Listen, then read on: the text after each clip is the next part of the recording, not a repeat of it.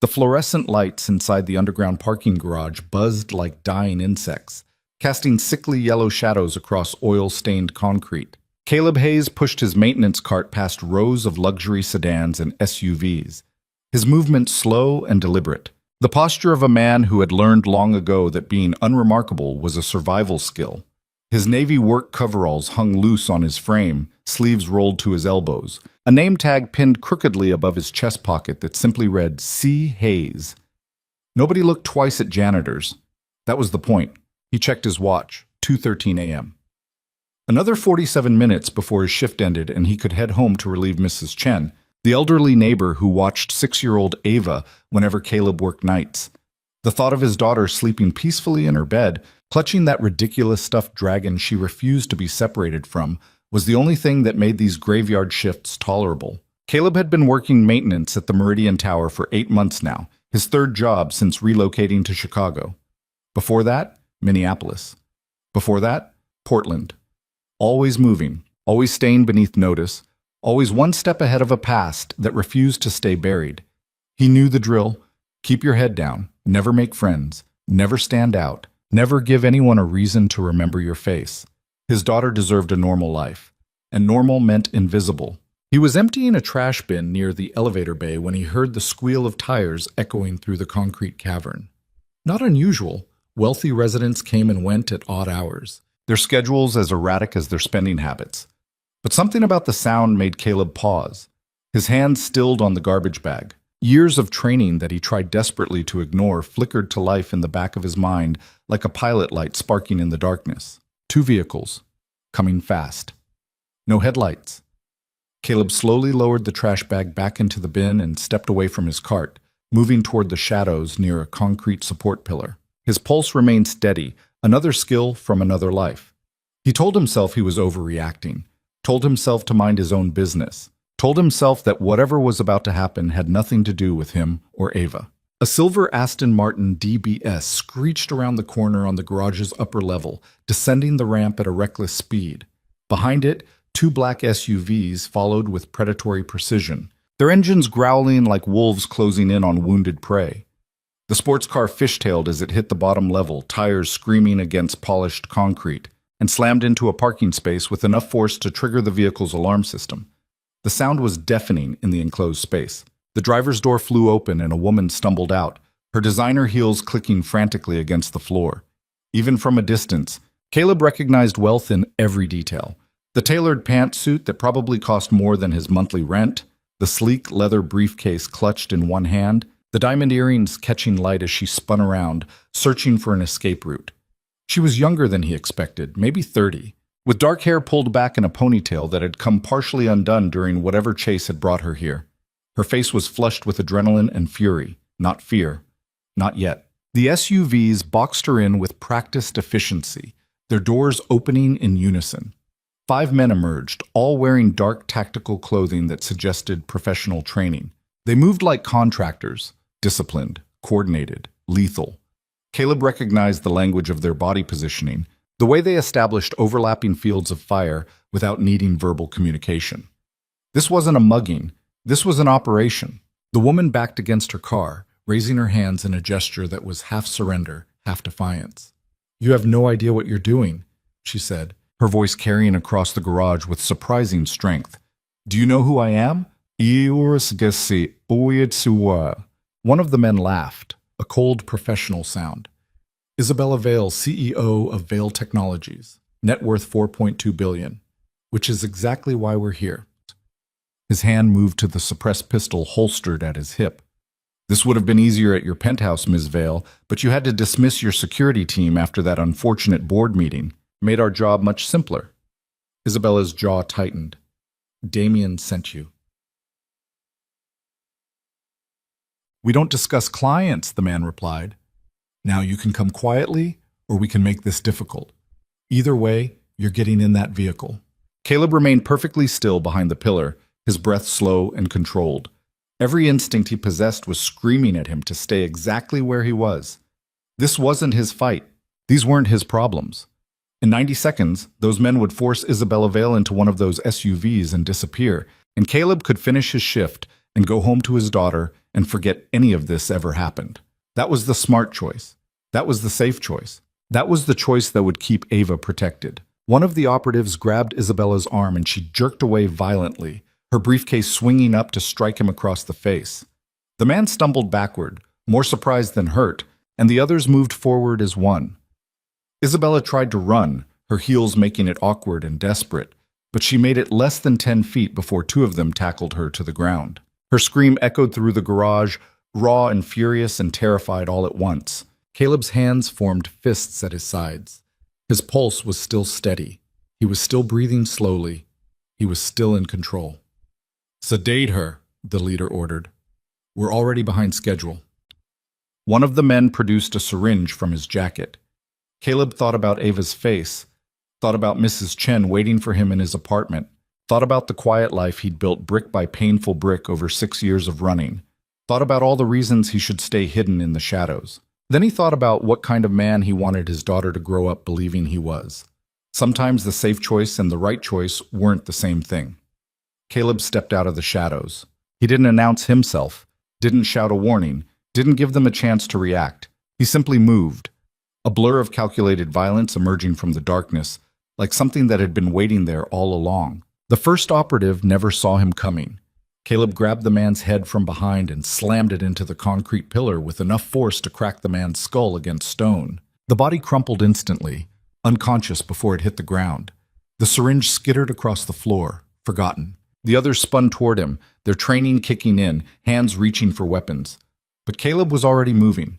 He closed the distance to the second man in 3 strides, ducking under a clumsy punch and driving his fist into the operative's solar plexus with surgical precision.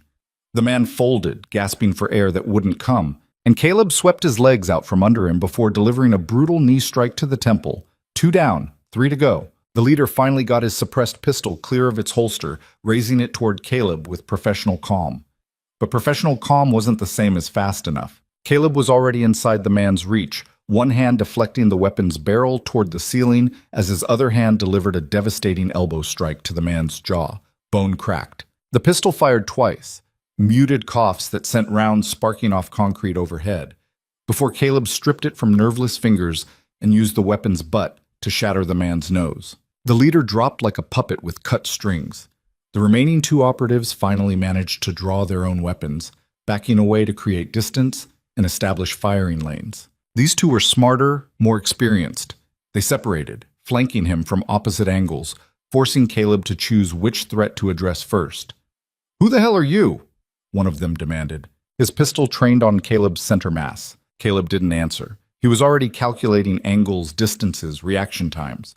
The man on the left was slightly out of position, his weight distribution suggesting he was preparing to fire. The one on the right was hesitating, his eyes flicking toward his unconscious teammates with growing uncertainty. Hesitation was fatal. Caleb feinted toward the left, watching the operative's finger tighten on the trigger, then threw himself into a roll that carried him behind Isabella's abandoned Aston Martin. Suppressed rounds punched through the sports car's expensive body panels, shattering windows and puncturing metal. Caleb came up on the vehicle's opposite side and hurled the pistol he'd taken from the leader with brutal accuracy.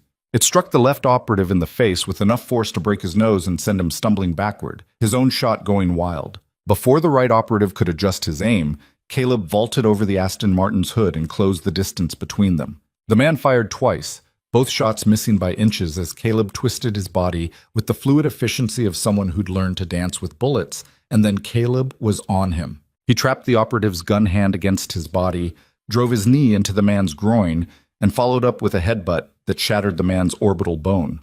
The operative went down hard, unconscious before his skull bounced off the concrete. The last man standing, the one with the broken nose from the thrown pistol, was scrambling backward, raising his weapon with shaking hands. Blood poured down his face. His eyes were wide with something Caleb recognized, the terror of a predator who'd suddenly realized he was prey. "Don't," Caleb said quietly. Just one word, spoken with absolute certainty. The operative fired anyway. Caleb was already moving, the muzzle flash illuminating his path as he closed the final distance between them. The round passed through empty air where Caleb's head had been a split second earlier. Then Caleb's hand closed around the operative's throat and slammed him backward into a concrete pillar with enough force to crack the man's skull against stone for the second time that night. The operative's eyes rolled back, his body going limp. Silence crashed over the parking garage like a physical weight. 5 men. 38 seconds. Caleb stood among the unconscious bodies, his breathing still controlled, his pulse still steady, and realized with sick certainty that he'd just made the worst mistake of his life. Isabella Vale was staring at him from where she'd scrambled to safety behind one of the SUVs, her expensive pantsuit torn and dirty, her dark eyes wide with shock and something else. Recognition, maybe, or calculation. She was already analyzing him, he could tell, already trying to categorize what she'd just witnessed. "Who are you?" she asked. She, echoing the question one of her attackers had posed moments earlier. Caleb didn't answer. He was already moving toward the exit ramp, his maintenance cart forgotten, his mind racing through everything that had just gone wrong. The security cameras. The cameras had captured everything. His face was on digital recording now, stored in some server that would be reviewed by building security, by police, by whoever these men worked for. "Wait," Isabella called after him, climbing to her feet with some difficulty. "You just saved my life. Let me—" "Call 911, Caleb interrupted without looking back. "Tell them you need police and ambulances. Don't mention me. Don't describe me. Forget you ever saw me." "I don't even know your name." Caleb reached the exit ramp and paused, just for a moment, knowing it was a mistake but unable to stop himself. He turned and met her eyes across the parking garage's blood-stained concrete. "That's the point," he said. Then he disappeared into the Chicago night, leaving behind the fragile invisibility he'd spent 6 years building and knowing, absolutely knowing, that everything he'd feared was now inevitable. The war had found him again, and this time Ava was in the crosshairs. Right. Caleb made it home by 3:47 a.m., his hands still steady despite the adrenaline crash that made his muscles feel like they'd been replaced with wet sand. He ditched his work coveralls in a dumpster 6 blocks from Meridian Tower, changed into the spare clothes he kept in his backpack, and taken 3 different train lines before walking the final mile to his apartment building in Logan Square. Old habits. Counter-surveillance protocols he'd never quite managed to forget. Mrs. Chen was asleep on his couch when he let himself in, the television playing some late-night infomercial at low volume. Caleb gently shook her shoulder, and the elderly woman startled awake with a soft gasp. "Sorry," Caleb whispered. "Didn't mean to scare you." Mrs. Chen waved away his apology with a weathered hand, adjusting her glasses as she gathered her knitting bag.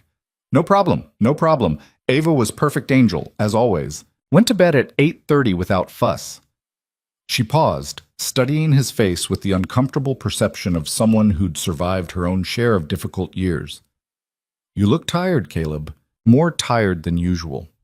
"Long shift," he said, forcing something resembling a smile. "Thanks for watching her on such short notice." "Any time." "You know this." Mrs. Chen patted his arm as she shuffled toward the door, then stopped in the doorway. "You are good father. Whatever troubles you carry, remember that. Ava is lucky girl."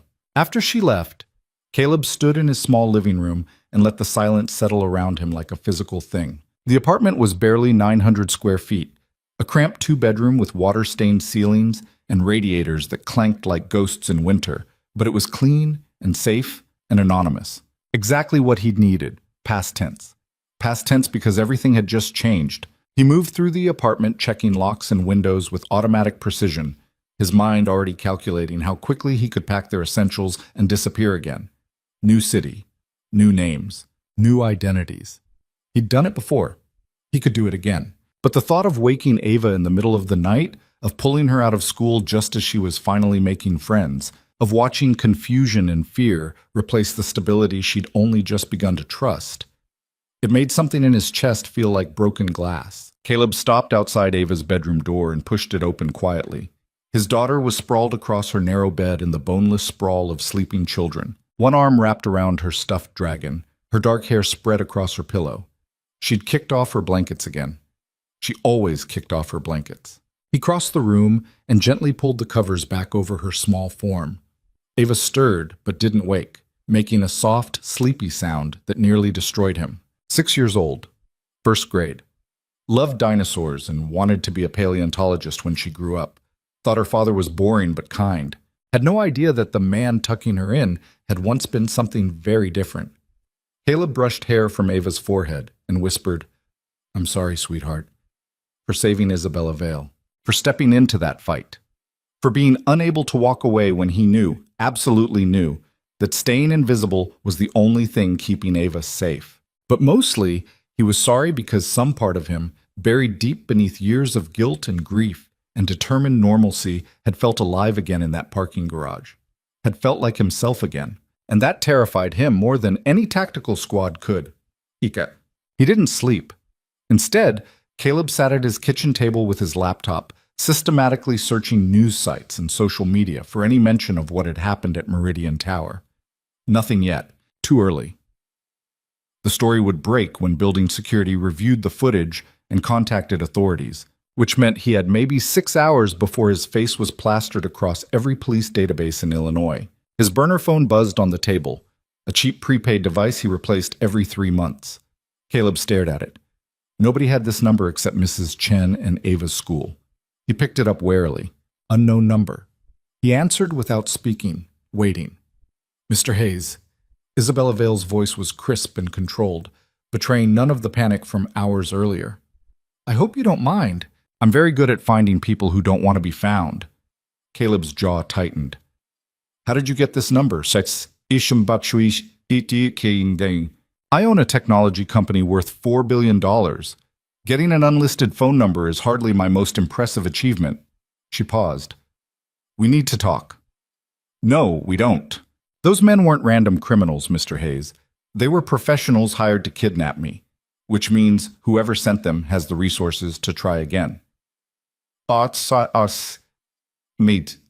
Her voice hardened. "And now they've seen security footage of you destroying their entire team in under a minute. You think they're going to just forget about that?" Caleb closed his eyes. "What do you want?" "I want to hire you." "No? You don't even know what I'm offering." "Doesn't matter. I'm not interested." "I'll pay you $500,000, Isabella continued as if he hadn't spoken. "Plus living expenses, medical coverage, education trust for your daughter." "Don't," Caleb interrupted, his voice going cold. "Don't talk about my daughter." Silence on the line. Then, more carefully, "I understand you want to protect her. I respect that. But whether you like it or not, you're involved now. The people trying to kill me won't care about your desire to stay invisible. They'll see you as either an asset or a threat." Another pause. "Right now, working with me is the safest option for both of you. Working with you is what made me visible in the first place. And walking away now will just make you a loose end they'll feel obligated to tie up."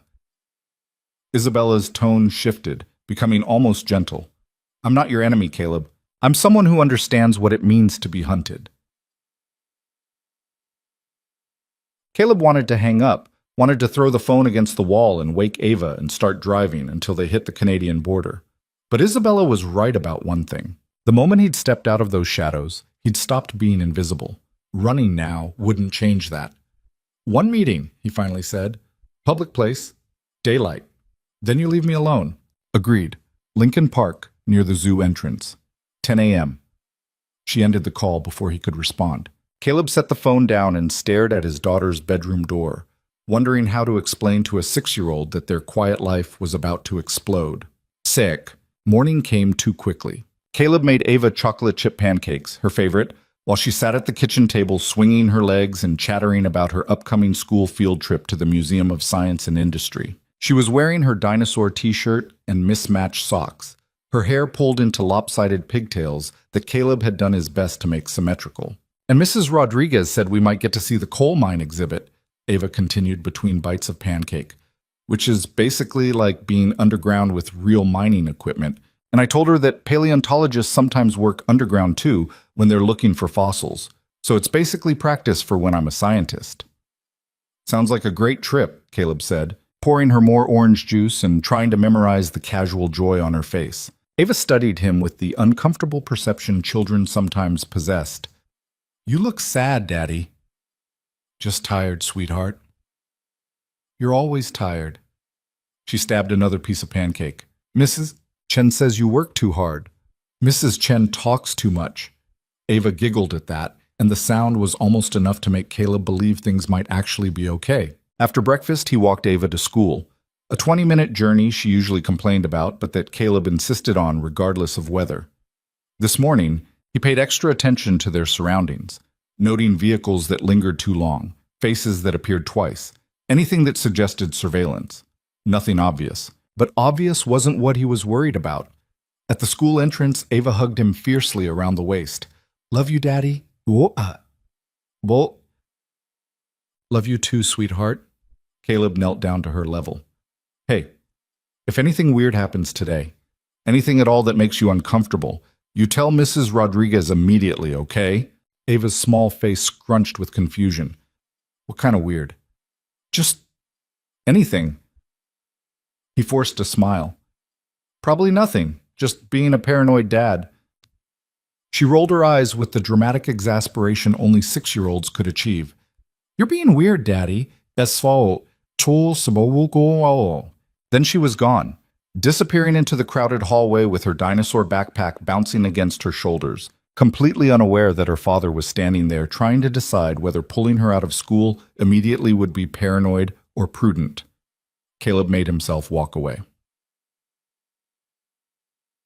What? Lincoln Park was busy with late-morning joggers, dog walkers, and parents pushing strollers when Caleb arrived 15 minutes early. He'd chosen a bench with clear sightlines in 3 directions and his back against an old oak tree, making it difficult for anyone to approach unseen. Old habits again. Isabella Vale arrived exactly on time, emerging from a black town car with tinted windows. She was dressed more casually today, designer jeans and a leather jacket that probably cost more than Caleb's monthly rent. But there was nothing casual about the way she moved. She walked with the confidence of someone accustomed to commanding rooms full of powerful people. 2 men in dark suits remained with the vehicle, their eyes scanning the park with professional vigilance. Private security. Competent ones, from what Caleb could see. Isabella sat down beside him on the bench without asking permission. Up close, she looked tired beneath expertly applied makeup, shadows under her eyes suggesting she'd slept even less than Caleb had. "Thank you for coming," she said. "You didn't give me much choice. I always give people choices. You could have thrown that phone in the Chicago River." She crossed her legs, studying him with open curiosity. "But you're here, which suggests you're at least willing to listen. I'm here to tell you in person to leave me alone." Isabella smiled slightly. "You know, most people who just saved my life would at least accept a thank you dinner. I'm not most people." "No." Her smile faded. "You're definitely not. Those men last night were former Special Forces contractors. Military-trained killers. You dismantled them like they were drunk college students." She leaned forward slightly. "So who are you really, Caleb Hayes? Because janitors don't move like that. Doesn't matter who I was. Matters who I am now. And who's that? A single father trying to raise his daughter in peace." Isabella nodded slowly as if confirming something she'd already suspected. "I can respect that. I truly can. But peace is a luxury neither of us has right now." She pulled out her phone and showed him a news article that had apparently gone live 20 minutes earlier. Tech CEO targeted in failed kidnapping attempt. Below the headline was security camera footage, grainy but unmistakable, showing Caleb's face as he fought off Isabella's attackers. The article mentioned a mysterious Good Samaritan who'd saved Vale Technologies' CEO, Isabella Vale, from an attempted abduction in downtown Chicago. Police were asking the individual to come forward. "The building's head of security gave that footage to police this morning," Isabella explained. "Within 6 hours, it'll be everywhere. Cable news, social media, internet detectives trying to identify you." She put her phone away. "Your invisibility is already gone, Caleb. The only question now is whether you're going to stand there alone when they come looking for answers, or whether you'll accept help." Caleb felt something cold settle in his stomach. "What do you want from me?"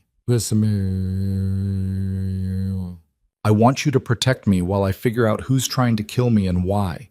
In exchange, I'll use every resource I have to keep your daughter safe." Isabella's expression softened. "I've done my research, Caleb. I know you've been moving every 18 months for the past 6 years. I know you work minimum wage jobs despite having skills that suggest far more expensive training. I know you're running from something." She met his eyes. "I'm offering you a chance to stop running." By putting an even bigger target on my back. By putting resources between you and whatever you're running from. Isabella gestured toward her security team waiting by the town car. Those two men? Former Secret Service? The best money can buy. I can surround you and Ava with that level of protection until this is over. Oh, Caleb wanted to say no. Wanted to tell her that accepting help from a billionaire would only complicate everything. But he kept thinking about that security footage, about his face spreading across the internet, about the professional contractors who'd tried to take Isabella and would absolutely come looking for the man who'd interfered. How long? He finally asked. 2 weeks, maybe 3. Long enough to identify who's behind the attacks and neutralize the threat. Isabella extended her hand. After that, I'll personally arrange new identities for both of you. Clean documentation, untraceable relocations, financial security. You'll disappear better than you ever could on your own. It was a good offer, too good, which meant there had to be a catch. It was a good. What aren't you telling me? Caleb asked. Isabella withdrew her hand, a flicker of something, respect maybe, crossing her face. The person trying to kill me is someone I trusted, someone inside my own company, which means when you agree to protect me, you're agreeing to help me destroy someone who knows exactly how I think, how I operate, how to hurt me. She stood up from the bench. So yes, this will be dangerous. Yes, your life will get more complicated. But you stepped into that parking garage last night, Caleb. Whether you like it or not, you're already involved. Kasi bam. She started walking back toward her vehicle, then paused and looked over her shoulder. My lawyers will contact you about a formal contract. I've already arranged for a security detail to watch your daughter's school. Discreetly, I promise. You won't even know they're there. Isabella's expression hardened. But understand something. I don't fail, Mr. Hayes. I didn't build a $4 billion company by accepting defeat. So when I tell you I'll keep Ava safe, I mean it. Then she was gone, sliding into the back of her town car and disappearing into Chicago traffic, leaving Caleb sitting alone on a park bench, wondering how his life had spiraled so completely out of control in less than 24 hours. His phone buzzed, a text from an unknown number. The men from last night worked for a contractor called Blackpoint Solutions. They specialize in corporate espionage and executive protection.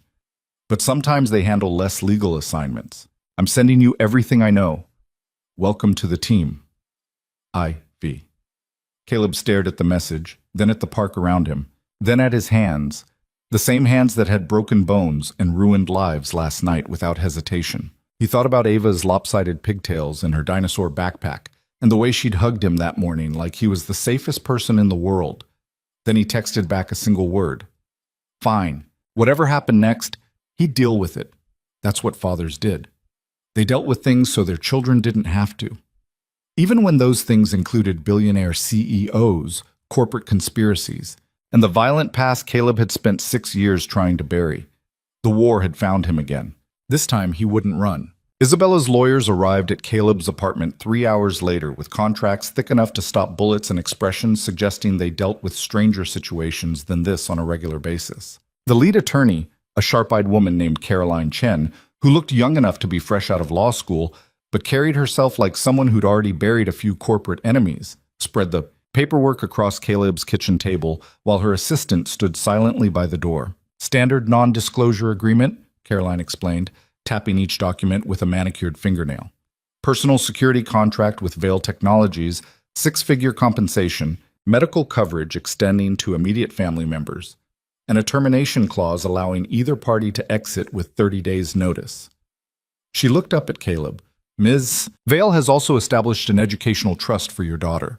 $250,000, accessible when she turns 18. Jos? Yishipas. Caleb stared at the numbers without touching the papers. That's too much. Ms. Vail disagrees. Caroline slid a pen across the table. She values competence. Last night, you demonstrated competence. Last night was a mistake. Perhaps, but profitable mistakes are still worth capitalizing on. Caroline's expression didn't change. Sign or don't sign, Mr. Hayes. My billable hours continue either way. Oh, jeez. Mercy man set boss. Caleb picked up the pen, thinking about Ava's college fund that currently contained $11,000 in change. Thinking about the medical bills from her emergency appendectomy 2 years ago that he was still paying off in installments. Thinking about how invisibility was already gone, and at least this way his daughter would have something if things went sideways. He signed. Caroline collected the documents with efficient satisfaction, sliding them into her briefcase. Ms. Vale has arranged temporary housing for you and your daughter at the Drake Hotel. Presidential suite, 24th floor, security access only. You'll move in tonight. I have a lease here, which Ms. Vale's company will buy out. Consider it handled. Caroline stood, adjusting her suit jacket. A car will arrive at 6 p.m. to transport you. Pack light. Everything else you need will be provided. After they left, Caleb sat alone in his kitchen and tried to figure out how to explain to a 6-year-old that they were moving into a luxury hotel with a woman Daddy had saved from bad men. He was still working on the explanation when his phone buzzed with another message from Isabella. Security detail is in place around Ava's school. Discreet positioning, former FBI hostage rescue team. Nobody gets close to her without going through them first.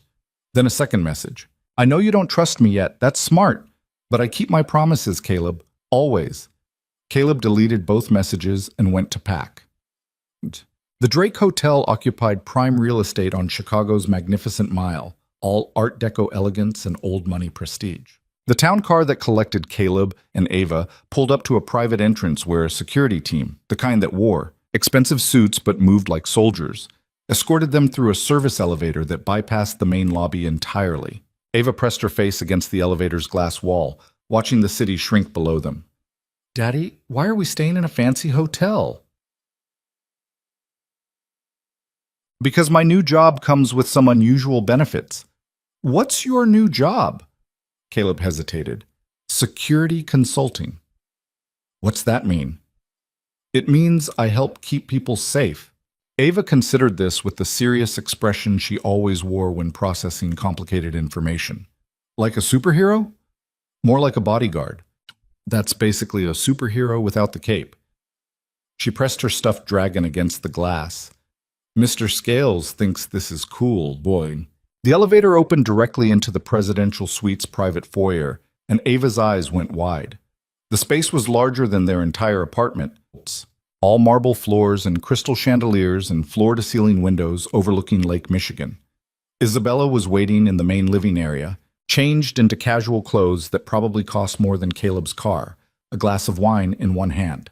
You must be Ava, she said, setting down her wine and kneeling to the little girl's eye level. I'm Isabella. Your dad works for me now. Ava studied her with suspicious curiosity. Are you a princess? Isabella laughed, a genuine sound that transformed her face from corporate ice queen to something almost human. No, sweetheart, just someone who runs a company. A big company? Pretty big? Do you have a dragon? None. Unfortunately, no, but I do have a rooftop terrace with a view of Navy Pier.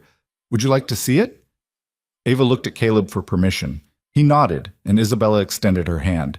His daughter took it without hesitation, the easy trust of children who hadn't yet learned the world was full of people who would hurt them, and followed Isabella toward the glass doors leading outside. Caleb watched them go, something uncomfortable twisting in his chest. One of the security team members cleared his throat. Sir, I'm Marcus Webb, head of Ms. Vale's personal protection detail.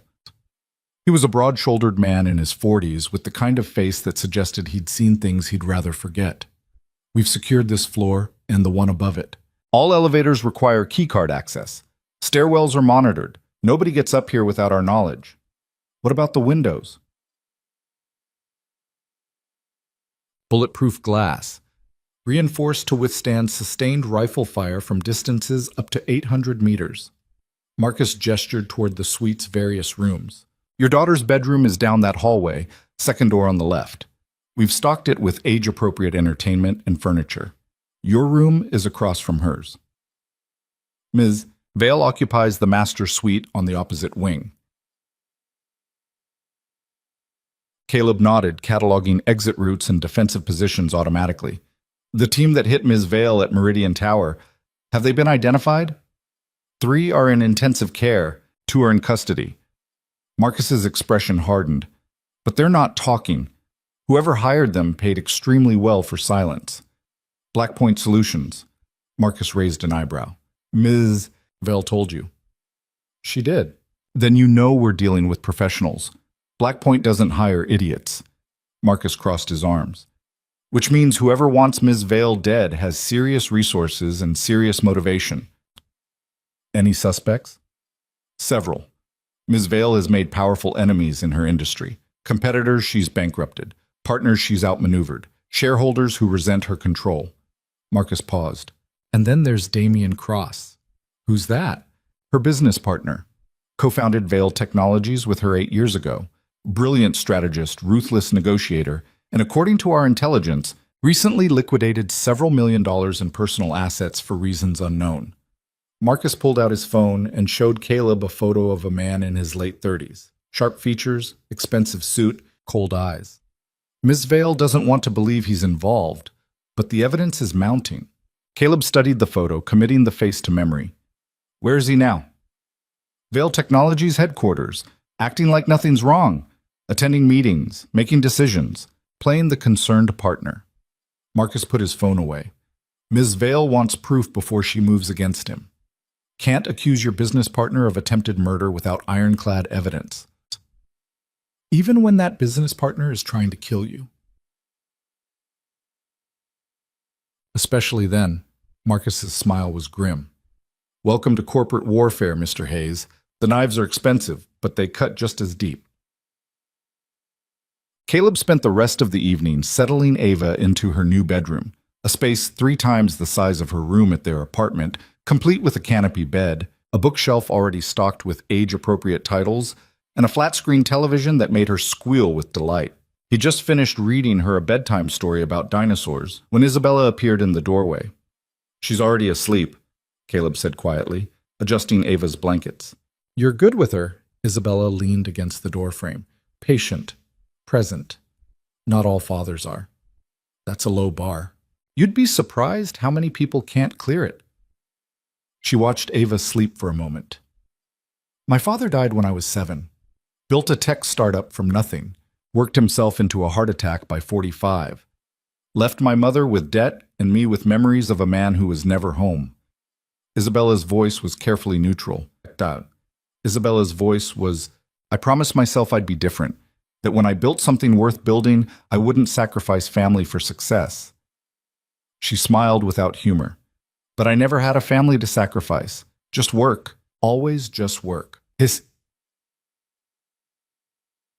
Caleb stood, gesturing for Isabella to follow him out of Ava's room. They moved to the suite's living area, where floor-to-ceiling windows displayed Chicago's nighttime skyline like a living painting. Marcus and his team maintained discreet positions around the perimeter, visible but not intrusive. Isabella poured herself another glass of wine and offered one to Caleb. He declined. She shrugged and settled onto a leather sofa that probably cost more than his entire apartment's furniture combined. We need to talk strategy, she said. Damien will make another move soon. He's too smart to let that parking garage disaster go unanswered. Caleb remained standing, maintaining the professional distance he'd perfected over 6 years of staying invisible. Why would your business partner want you dead? Several reasons. The most obvious being that I discovered irregularities in our company's financial records 2 weeks ago. Isabella swirled her wine. Someone's been siphoning money through shell corporations and offshore accounts, millions of dollars vanishing into carefully structured networks designed to hide the theft. And you think Damien is responsible? I know he's responsible. I just can't prove it yet. She took a long drink. Damien is brilliant. Graduated MIT at 20, made his first million by 25, revolutionized artificial intelligence algorithms that became the foundation of our company. But he's also ambitious in ways that make me uncomfortable, always looking for edges, shortcuts, ways to maximize profit, regardless of ethics. So you confronted him. I scheduled a board meeting to discuss the irregularities. Didn't name names, didn't make accusations, just presented the evidence and suggested an independent audit. Isabella's expression hardened. That was 3 days ago. The parking garage attack happened 12 hours after that meeting. Caleb moved to the windows, studying the city below, while his mind worked through scenarios. If Damien has been stealing from the company, killing you doesn't make the evidence disappear. It just raises more questions. Unless he's not trying to hide the theft anymore. Isabella set down her wine glass. What if he's planning something bigger? What if those millions he stole are funding something that makes murder worth the risk? Like what? I don't know yet, but I'm going to find out. She stood, joining Caleb at the windows. Tomorrow morning, I'm going into Vale Technologies headquarters. Board meeting at 9. Damien will be there. I need you with me. Your security team are excellent at keeping me alive, but they're not trained for corporate espionage. Isabella looked at him. You, however, move like someone who's spent time in places where violence and intelligence gathering intersected. Special Forces? CIA? Something else entirely? Caleb didn't answer. I'm not asking you to tell me your secrets, Isabella continued. I'm asking you to use those skills to help me expose Damien before he tries again. Because he will try again, Caleb. Men like him don't accept failure. What exactly do you want me to do? Watch him. Watch everyone around him. Corporate predators hunt in patterns. They have tells, weaknesses, moments where their masks slip. She turned to face him fully. I need someone who can see those moments and recognize them for what they are.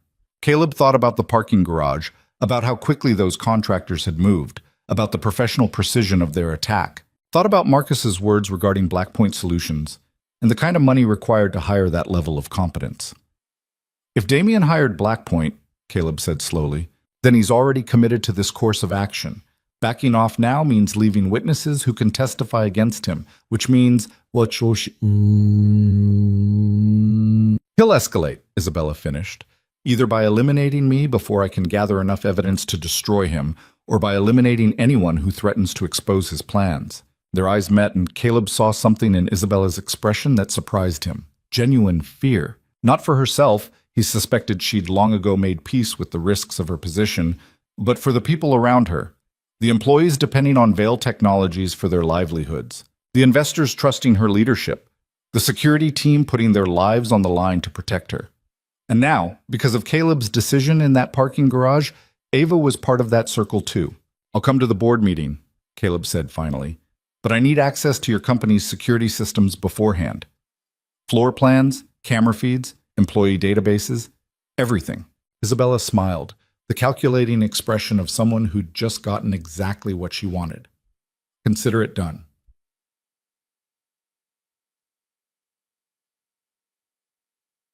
The next morning arrived cold and gray, Chicago's skyline wrapped in fog that made the city feel like something out of a noir film. Caleb woke early, his internal clock still calibrated to combat deployments in hostile territories, and found Isabella already awake in the suite's kitchen area. She was dressed for battle in a charcoal business suit that probably cost more than most people's monthly salary. Her dark hair pulled back with severe precision, her expression focused and sharp. Coffee? She offered, gesturing to an expensive machine that looked more complicated than most cars. Just black. She poured 2 cups and handed him one. Marcus briefed me this morning. Damien arrived at headquarters 40 minutes ago. Early, even for him. He's nervous. Good. Nervous people make mistakes. Or desperate choices. Isabella checked her watch. We leave in 30 minutes. I've arranged for Mrs. Chen to watch Ava today. She's already on her way up. Caleb wanted to argue. Wanted to say that bringing a civilian into this situation was dangerous. But he also knew that keeping Ava inside this hotel suite with armed guards would only frighten her. At least with Mrs. Chen, his daughter could maintain the illusion of normalcy. When the elderly woman arrived, she took one look at the presidential suite and whistled low. Caleb, you did not mention new job came with such fancy accommodations. It's temporary, Caleb said, helping her out of her coat. Temporary or not, still very nice. Mrs. Chen smiled at Ava, who was already awake and attacking a plate of room service pancakes. Come, little one. Today we explore this palace, yes? Ava nodded enthusiastically, syrup already coating her chin. Caleb knelt beside his daughter, brushing hair from her face. I'll be back this afternoon. You listen to Mrs. Chen, okay? Okay, Daddy. She hugged him, sticky hands and all. Are you doing superhero stuff today? Just boring meetings? Boring superhero stuff, Ava corrected seriously. Caleb kissed her forehead and stood, nodding to Marcus, who'd positioned himself near the suite's entrance. The security chief understood the silent communication. Protect her with your life. Then he followed Isabella into the private elevator, and the hotel's warmth and safety disappeared as they descended toward whatever waited at Vale Technologies' headquarters.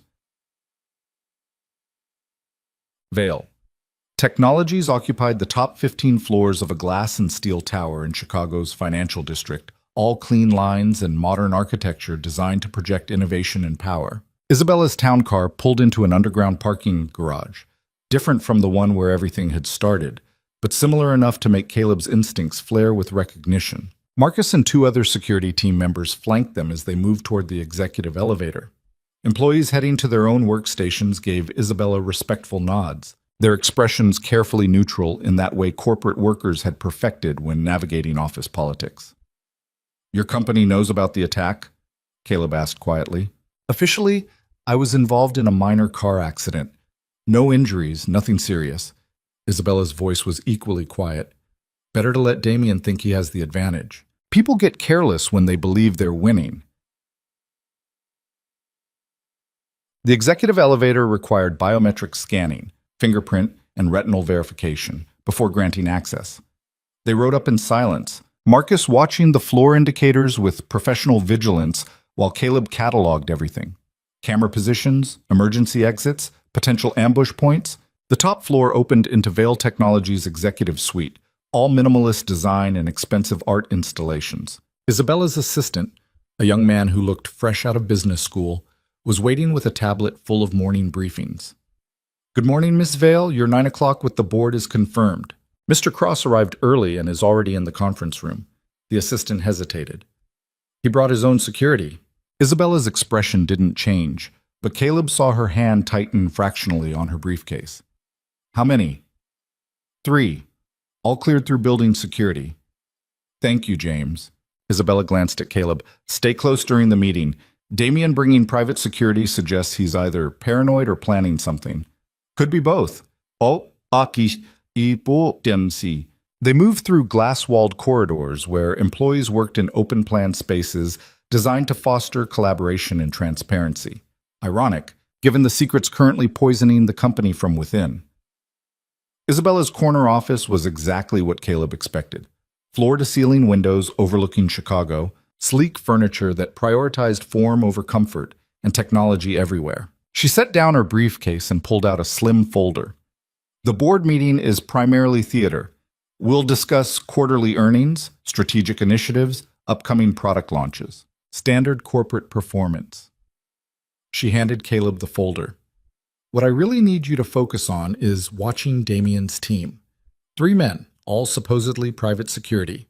But Blackpoint Solutions operatives know how to blend into corporate environments. Caleb opened the folder and studied the building's security camera feeds Isabella had pulled up on her desktop monitor. The conference room was visible from multiple angles. A long table surrounded by leather chairs, one wall dominated by screens displaying financial data, the other's glass allowing views of the city. 3 men stood along the back wall behind where Damien Cross sat, reviewing documents on his tablet. They wore business attire that fit the corporate environment, but their positioning was tactical. Overlapping fields of observation, clear sight lines to all entry points, hands never far from where concealed weapons might rest. Those aren't bodyguards, Caleb said. Those are operators. Isabella moved beside him, studying the screen. You're certain? Yeah. Watch how the one on the left shifts his weight. That's someone trained to move fast in confined spaces. And the way the right one keeps his jacket unbuttoned despite the air conditioning, he's carrying, probably shoulder holster. So Damien brought a hit squad to a board meeting. Oh, or insurance against whatever he thinks you're planning. Caleb closed the folder. Either way, this meeting just became exponentially more dangerous. Isabella was quiet for a moment, her expression calculating in that way that suggested she was running scenarios and contingencies through her mind at computational speed. Finally, she nodded. Then we adapt. Marcus will position his team outside the conference room. You'll come in with me as my personal security consultant. She met his eyes. If things go wrong, they won't. Chien. But if they do, Isabella continued firmly, your priority is getting out alive and getting back to Ava. Not protecting me, not being a hero, just surviving. Caleb thought about his daughter eating pancakes in a hotel suite, completely unaware that her father was about to walk into a room with armed contractors who'd already tried to kill the woman standing beside him. That's not how this works, he said. Caleb, you hired me to protect you. That's what I'm going to do. He checked his watch. We should go. Being late to your own board meeting sends the wrong message. Isabella looked like she wanted to argue, but years of commanding boardrooms and billion-dollar decisions had taught her when to concede ground. She picked up her briefcase, straightened her suit jacket, and transformed from vulnerable woman into corporate warrior in the space between heartbeats. Let's go remind Damian Cross why betraying me was a mistake, she said. The conference room was exactly as cold and sterile as the security cameras had suggested. 12 board members sat around the table, wealthy investors and industry veterans who'd built their own empires before backing Isabella's vision. They stood when she entered, a gesture of respect that felt almost medieval in its formality. Damian Cross sat in the far end of the table, his position deliberately opposite Isabella's. Up close, he was everything Marcus's photo had suggested, sharp-featured and expensively dressed, with the kind of smile that never quite reached his eyes. His 3 security operatives maintained their positions along the back wall, their presence a silent threat disguised as professional protection. Isabella, Damian said warmly, as if they were old friends rather than business partners circling each other like apex predators. Glad to see you're feeling better after your accident. Thank you, Damian. Very kind of you to be concerned. Isabella took her seat at the head of the table, Caleb positioning himself behind her right shoulder, close enough to intervene if necessary, far enough to maintain professional distance. Shall we begin? The meeting proceeded through its agenda with bureaucratic efficiency. Quarterly earnings reports, projected growth in artificial intelligence markets, upcoming product demonstrations for military contracts worth hundreds of millions. The board members asked pointed questions about market positioning and competitive advantages. Isabella answered with the confidence of someone who'd built her empire through intelligence and ruthlessness in equal measure. Through it all, Caleb watched Damian. The man was good, exceptionally good at maintaining his mask. He smiled at appropriate moments, asked intelligent questions, played the role of concerned partner with practiced ease. But there were tells. The way his fingers drummed against the table when Isabella discussed the upcoming independent audit, the tightness around his eyes when one of the board members praised Isabella's leadership during challenging times, the way his gaze kept flicking toward his security team as if confirming they remained in position. And then there was the moment, barely a second, easy to miss if you weren't looking for it, when Isabella mentioned expanding Veil Technologies' government contracts, and Damian's entire body went rigid. Caleb filed that reaction away for later analysis. Which brings us to our final agenda item, Isabella said, her voice taking on a harder edge. As I mentioned in last week's email, our internal financial review has uncovered certain irregularities that require immediate attention. I've therefore authorized an independent audit conducted by Miller & Associates, scheduled to begin next Monday. The board members exchanged glances, some surprised, others thoughtful. Damian's expression remained carefully neutral, but Caleb saw the muscles in his jaw tighten. That seems excessive, Damian said smoothly. Our internal accounting team is more than capable of addressing any minor discrepancies. These aren't minor discrepancies, Damian. We're discussing systematic fund diversion totaling approximately $8.3 million across 18 months. Isabella opened her briefcase and distributed folders to each board member. The documentation is incomplete. Whoever structured these transactions was sophisticated enough to obscure the full picture, but the pattern is unmistakable. The board members opened their folders and began reading, their expression shifting from curious to concerned to alarmed. Damian didn't touch his folder. He simply sat very still, his eyes locked on Isabella. You're making serious allegations, he said quietly. I'm presenting evidence and requesting an independent investigation. That's responsible corporate governance. Isabella met his gaze without flinching. Unless you have concerns about what such an investigation might reveal. The temperature in the conference room dropped several degrees. Several board members looked uncomfortable, clearly recognizing they were witnessing something more personal than professional. Damien stood slowly, buttoning his suit jacket with deliberate precision. I think this meeting has become unproductive. Perhaps we should reconvene when cooler heads prevail. Sit down, Damien. I don't think... Sit. Down. Isabella's voice cut like surgical steel. You don't leave this room until we've addressed these irregularities. That's not a request. For a long moment, Damien simply stared at her. Then he smiled, the cold, calculating expression of someone who'd just decided to stop pretending. You really should have died in that parking garage, he said conversationally.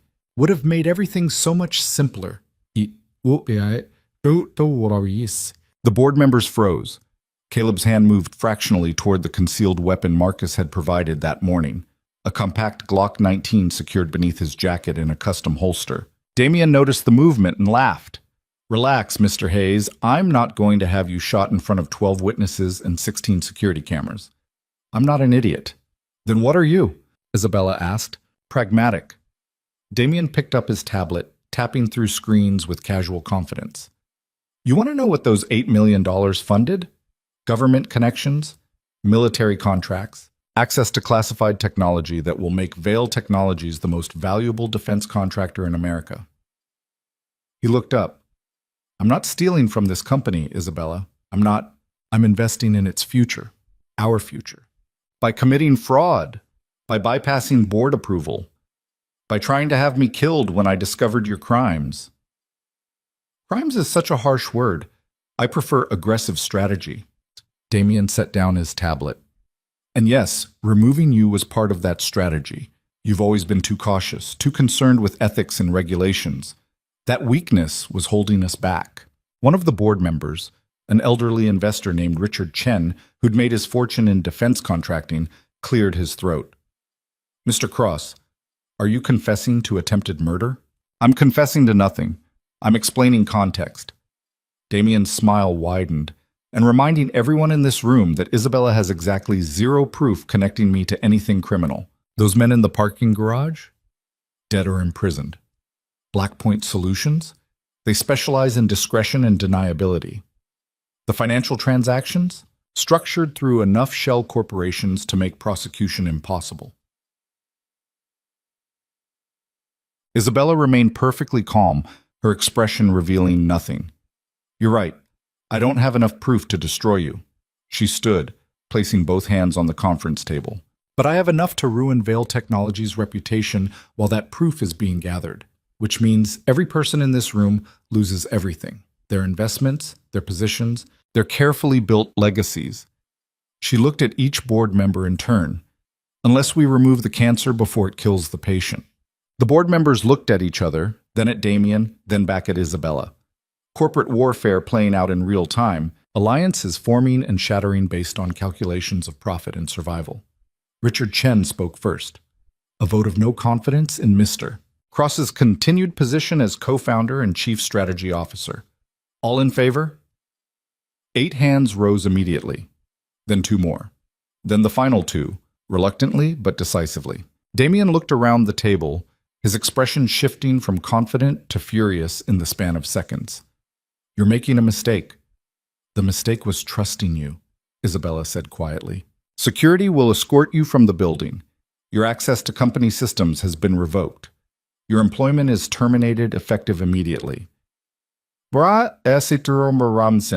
Damien's 3 security operatives moved forward, but Marcus and his team were already entering the conference room, 6 men against 3, all of them trained and armed, all of hot. The balance of power shifting instantly. Stand down, Marcus said calmly. This is private property. Mr. Cross is trespassing. Leave peacefully or be removed. For a moment, Caleb thought Damien might actually give the order to fight. Saw the calculation in his eyes, the desperate fury of someone watching their empire collapse. But then Damien's shoulders relaxed fractionally, and he smiled that same cold smile.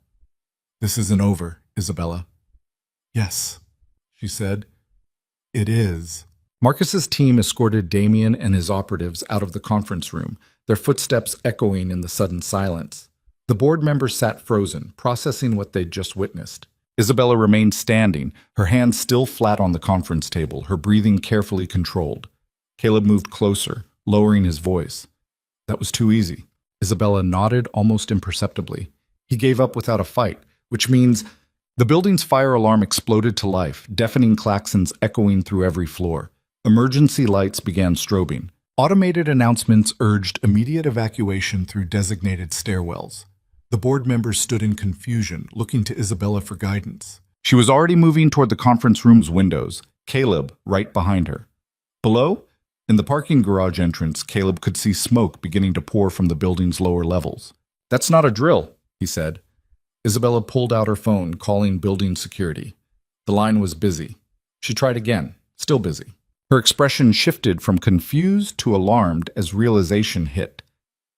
Damien knew this was coming, probably triggered it remotely the moment the vote concluded. She looked at Caleb. He's burning evidence, and maybe trying to burn us too. Marcus appeared in the doorway. "We need to evacuate. Now, Tim."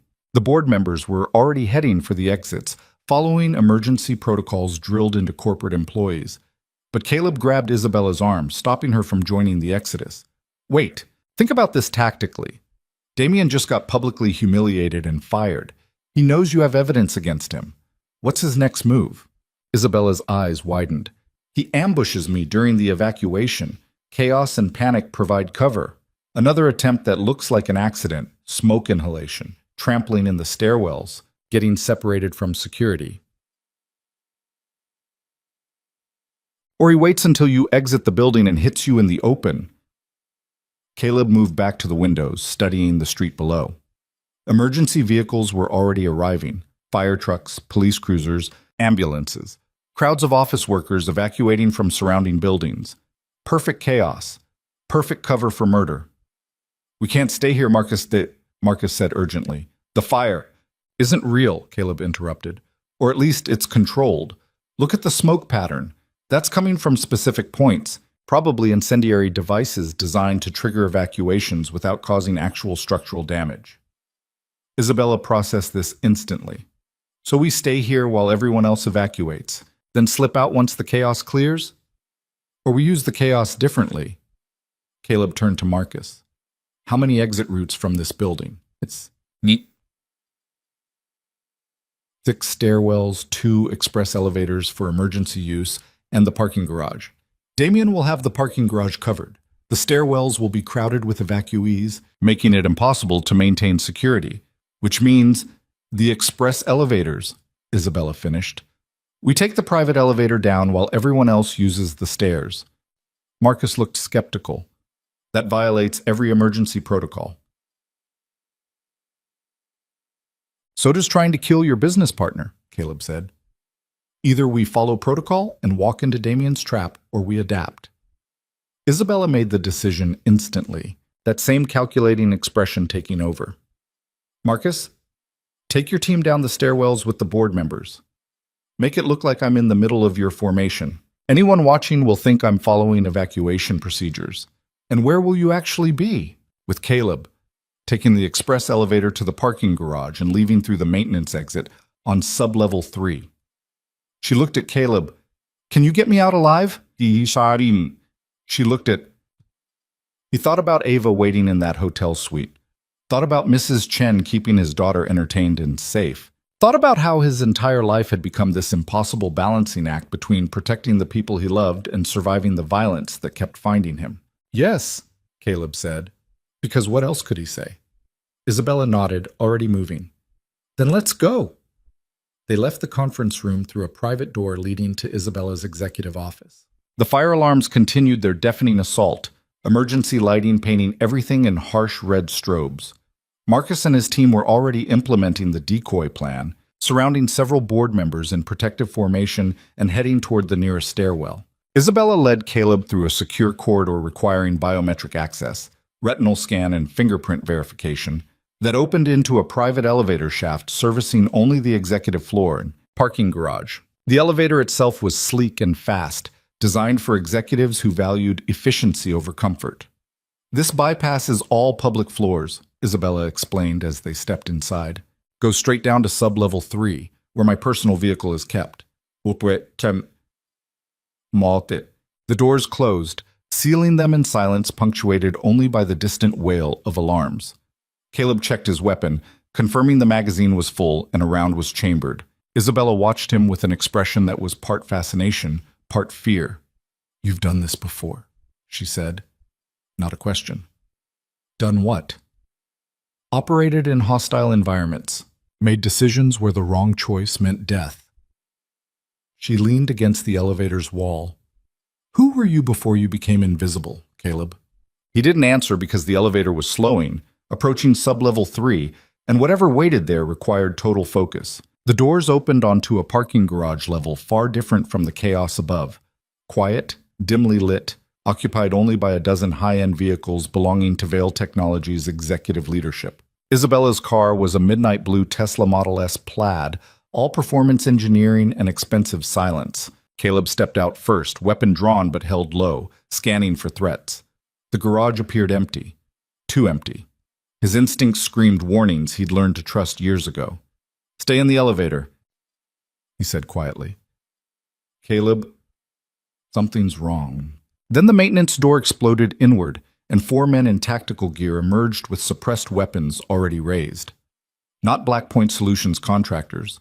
These were different, younger, faster, moving with the precision of active military operators rather than retired professionals. Caleb fired twice, dropping the first one before the man could acquire his target, pulled Isabella back into the elevator and slammed the door close button with his elbow, while returning fire with his other hand. Rounds sparked off metal and concrete, deafening in the enclosed space. The second operative went down, clutching his shoulder, his weapon clattering away. The elevator doors were closing, agonizingly slowly, when one of the remaining operatives lobbed something small and cylindrical through the narrowing gap. Flashbang grenade. Caleb had maybe 2 seconds to react. He grabbed Isabella and twisted, using his body to shield her as the device detonated in a percussive blast of light and sound that turned the world into white noise and ringing silence. His vision swam. His ears felt like they'd been stabbed with ice picks, but muscle memory took over, training from another life guiding his hands as he kept his weapon aimed at the elevator doors while slapping the button for the penthouse level. The elevator lurched upward, escaping the parking garage and the gunfire echoing below. Isabella was saying something, her mouth moving, but Caleb couldn't hear anything except high-pitched ringing. He shook his head, trying to clear the disorientation, and focused on keeping his weapon trained on the doors in case the elevator stopped. And more operatives were waiting. Slowly, sound returned. First muffled and distant, then gradually sharpening into Isabella's voice saying his name over and over. Okay? Caleb, are you okay? Fine, he managed, though his head felt like it had been used as a bell. You? Terrified but functional. She was pressed against the elevator's back wall, her expensive suit disheveled, her carefully styled hair coming loose. What now? Now we get to the roof and call for extraction. We don't have aerial assets. You're a billionaire, improvise. Yeah. The elevator continued its ascent, passing floor after floor while emergency alarms continued their assault, and Caleb tried to formulate a plan that didn't end with both of them dead. When the doors finally opened onto the penthouse level, executive suites and private offices, all currently abandoned due to the evacuation, they stepped into flickering emergency lighting and eerie silence. Caleb moved toward the rooftop access door, checking for threats, when Isabella's phone buzzed. She pulled it out, her face going pale as she read whatever message had just arrived. It's Damien, she said quietly. He says if we surrender now, he'll let us live. If we keep running, he'll go after everyone we love. She looked up at Caleb. He specifically mentions your daughter, Marche. Something cold and murderous settled over Caleb. The same emotion he'd buried for 6 years, the same weapon he'd promised himself he would never use again. But Damien Cross had just made the worst mistake of his life. He'd threatened Ava. Give me your phone, Caleb said. Isabella handed it over. Caleb typed a response with steady hands. Tell Damien I'm coming for him. And when I find him, he'll wish those contractors had killed me in that parking garage. He hit send and dropped the phone on the floor, crushing it under his heel until the screen shattered. What are you doing? Isabella asked. Changing the rules, Caleb said. No more running. No more playing defense. We're hunting Damien Cross until he's in prison or in the ground. Isabella stared at him, and for the first time since they'd met, Caleb saw something like respect in her eyes. Then let's go hunting, she said. The rooftop access door was locked with a heavy-duty mechanism that would require either a key card or brute force.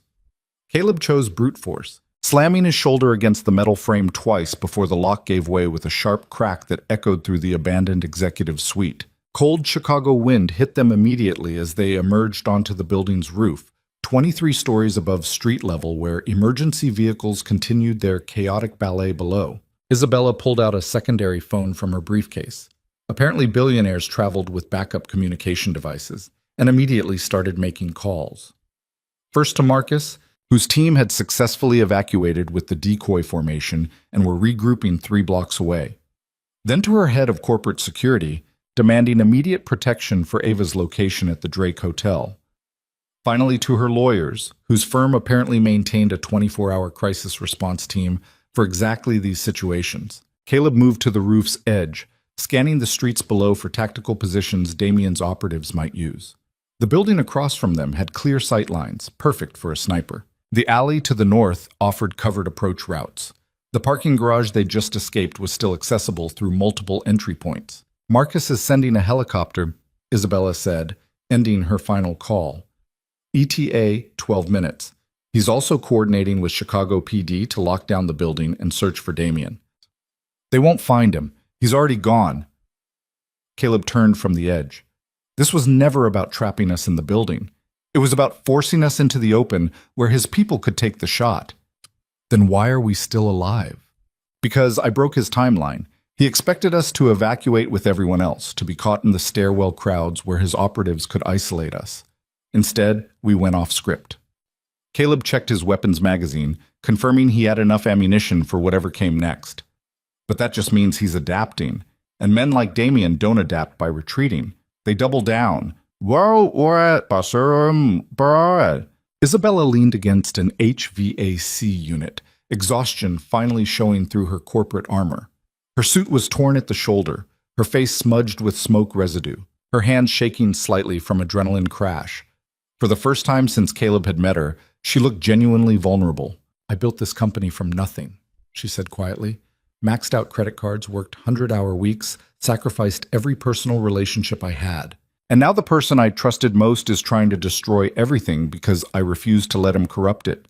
That's what betrayal looks like. People you trust with everything become the ones who know exactly how to hurt you. Isabella looked at him with sharp curiosity. You're speaking from experience. Caleb didn't answer, but his silence was answer enough. They waited in tense quiet, the Chicago skyline spreading around them like a concrete ocean, while sirens wailed and emergency lights painted the streets in alternating red and blue. Caleb's ears were still ringing from the flashbang, his head pounding with the kind of headache that came from concussive trauma. But his hands remained steady, his focus sharp, the old training clicking back into place like a weapon he'd tried to disassemble but never quite managed to destroy. The helicopter arrived 9 minutes later, a sleek black aircraft that descended onto the rooftop with military precision. Marcus himself was piloting, with 2 additional security team members in the back seats. The moment the skids touched concrete, Isabella was running toward the aircraft, Caleb right behind her providing cover in case any of Damien's operatives had followed them to the roof. They lifted off seconds later, the helicopter banking hard over the city as Marcus pushed the aircraft toward maximum speed. Through the windows, Caleb could see Vail Technologies' headquarters shrinking below them, emergency crews still working to clear the building while police cordoned off the surrounding blocks. Drake Hotel is secure, Marcus reported over the helicopter's communication system, his voice crackling through the headsets they'd all donned. I've got 6 men on your daughter's floor, Caleb. Nobody gets close without going through them first. Caleb nodded, some of the tension in his chest easing fractionally, but only fractionally. He wouldn't truly breathe again until he saw Ava with his own eyes, confirmed she was safe and untouched by the violence spiraling out of control around them. Where's Damien now? Isabella asked. Unknown. He left Vail Technologies immediately after the board vote. Building security tried to track him through the parking garage, but he disabled the cameras in his exit route. Marcus adjusted their heading, descending toward the Drake Hotel's private helipad. However, we did find something interesting in his office. What? A plane ticket. Private charter scheduled to depart from Chicago Executive Airport tonight at 11 p.m. Destination, Grand Cayman. Isabella's expression hardened. He's running, taking his stolen millions and disappearing to a country with no extradition treaty. That's what it looks like, Marcus agreed. But it could also be misdirection. Make us think he's fleeing so we drop our guard.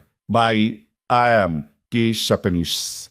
Caleb thought about the operatives in the parking garage, the professional precision of their assault, the flashbang grenade thrown with perfect timing. Those weren't the actions of a man preparing to flee. Those were the actions of someone executing a plan. He's not running, Caleb said. Not yet. He still has unfinished business. Meaning us, Isabella concluded. Meaning you specifically. As long as you're alive, you're a witness who can testify against him. And as long as I'm alive, I'm proof that his contractors failed. Caleb looked at Marcus. That plane ticket is bait. He wants us to focus on the airport while he makes his real move somewhere else. Marcus brought the helicopter down onto the Drake Hotel's rooftop landing pad with expert precision, the skids touching concrete so gently the landing gear barely compressed. They disembarked quickly, Marcus's team forming a protective formation around Isabella and Caleb as they moved toward the rooftop access door. The hotel manager was waiting inside, a nervous man in an expensive suit who kept wringing his hands. Ms. Vale, we followed all security protocols. No unauthorized access to the 24th floor. Your guests are safe. Show me, Caleb said. They took the private elevator down, each floor passing in tense silence until the doors opened onto the presidential suite's private foyer. The security team Marcus had stationed there looked alert and professional, their positions suggesting they'd taken the threat seriously. Caleb pushed past them, moving quickly through the suite toward Ava's bedroom. The door was closed. He knocked twice. It's Daddy, sweetheart. The door opened immediately, and Ava launched herself into his arms with the kind of desperate hug that told him she'd sensed something was wrong despite all efforts to shield her from the truth. Mrs. Chen stood behind her, relief evident on the elderly woman's face. Everything okay? Mrs. Chen asked quietly. We had some complications at work, but yes, everything's okay now. Caleb picked up Ava, holding her close and breathing in the familiar scent of her strawberry shampoo. Did you have fun with Mrs. Chen? Ava nodded against his shoulder. We watched movies and ate popcorn, and she taught me how to play mahjong, which is basically like dominoes, but more complicated. She pulled back to look at his face. You look tired again, Daddy. Long day. Another boring superhero day? Despite everything, Caleb smiled. Something like that. He carried Ava back to the living area where Isabella had collapsed onto one of the leather sofas. Her head in her hands, the weight of the day's events finally crushing down on her. Marcus was on his phone coordinating with his team, his voice low and urgent. The other security operatives maintained their positions throughout the suite, professional and vigilant. Mrs. Chen touched Caleb's arm gently. I should go. Give you space for whatever needs handling. She looked at Ava. You be good girl for your daddy, yes? Even when things are scary. After Mrs. Chen left, Caleb set Ava down and knelt to her level. Sweetheart, I need you to listen very carefully. The people Miss Vale and I work with, some of them are dangerous. Which means for the next few days, you need to stay close to me or Mrs. Chen or Marcus's security team. No wandering off, no talking to strangers. Can you do that? Ava's face went serious, the way it did when she was processing something important. Are the bad guys coming after us? Caleb wanted to lie, to tell her everything was fine and she had nothing to worry about. But Ava deserved better than comfortable lies. She deserved a father who trusted her with age-appropriate truth. Some bad people are mad at Ms. Vale, and because I'm helping her, they might try to hurt us too. But I promise you, sweetheart, I will never let anyone hurt you, ever. Ava studied his face for a long moment, then nodded. Okay, Daddy, I'll be careful. Burst. She hugged him again and Caleb held her tight, wondering how many more times he would have to make promises about protecting her before the universe finally stopped testing his ability to keep them. Isabella called his name from across the suite. Caleb reluctantly released Ava, directing her toward the television where some animated movie was already queued up. then joined Isabella and Marcus in the suite's private study. "We have a problem," Isabella said without preamble. "I just received an email from Damien's lawyers.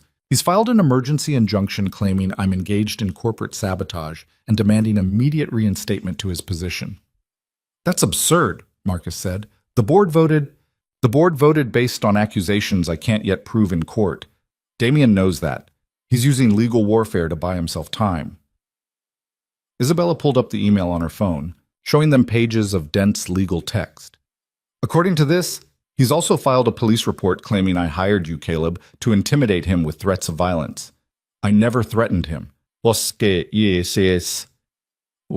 doesn't matter, it's on record now, which means when the police investigate the Veil Technologies incident, they'll be looking at me as a potential suspect rather than a victim." Isabella set down her phone. "He's spinning the narrative, making himself the wronged partner, and me the vengeful CEO, willing to destroy the company out of paranoia." Ian. Caleb moved to the study's windows, thinking through scenarios. If Damien's filing legal paperwork, he's not planning to run tonight. The plane ticket to Grand Cayman is definitely misdirection. So what's his real plan? He needs to eliminate us before the independent audit starts Monday. After that, the evidence of his theft becomes public record and his legal maneuvering becomes irrelevant. Caleb turned from the windows, which gives him roughly 72 hours to finish what he started in that parking garage. Marcus crossed his arms. "We could go on the offensive." Marcus crossed his. "My team can track his movements, identify his safe houses, force him into a confrontation on our terms. Or we could use his own strategy against him," Isabella said slowly, her expression shifting into that calculating mode Caleb recognized. "Damien thinks he's controlling the narrative. Let's give him exactly what he expects, and then pull the rug out." Caleb raised an eyebrow. "What are you thinking?" "I'm thinking we make him believe his plan is working, that we're scared, defensive, making mistakes." Isabella stood, pacing the study with renewed energy. "Meanwhile, we're actually building the case against him, gathering evidence, tracking his financial networks, finding the proof we need to destroy him permanently. That requires time we don't have." "Then we buy time." Isabella turned to Marcus. "How quickly can you assemble a complete security profile on Damien? His properties, his movements, his known associates?" 6 hours if we use external intelligence contractors. "Do it. Spare no expense." Isabella looked at Caleb. "And you? I need you to help me think like Damien. What's his next move? Where's he vulnerable? How do we get inside his operation before he gets inside ours?" Caleb thought about the parking garage, about the way those contractors had moved with military precision. Thought about the flashbang grenade and the tactical gear and the professional discipline. Thought about what kind of man would hire that level of violence against a business partner. "Damien's not acting alone," Caleb said finally. "Nobody structures $8 million in theft without help, which means he has partners, people with their own investments in seeing you dead and him in control." "The government contracts," Isabella said, understanding clicking into place. "He mentioned military access, classified technology. Those aren't things you acquire alone. So we find his partners, identify who's funding his operation, follow the money backward until we know everyone involved." Caleb checked his watch. "But we need to be smart about this. Damien has already proven he's willing to kill.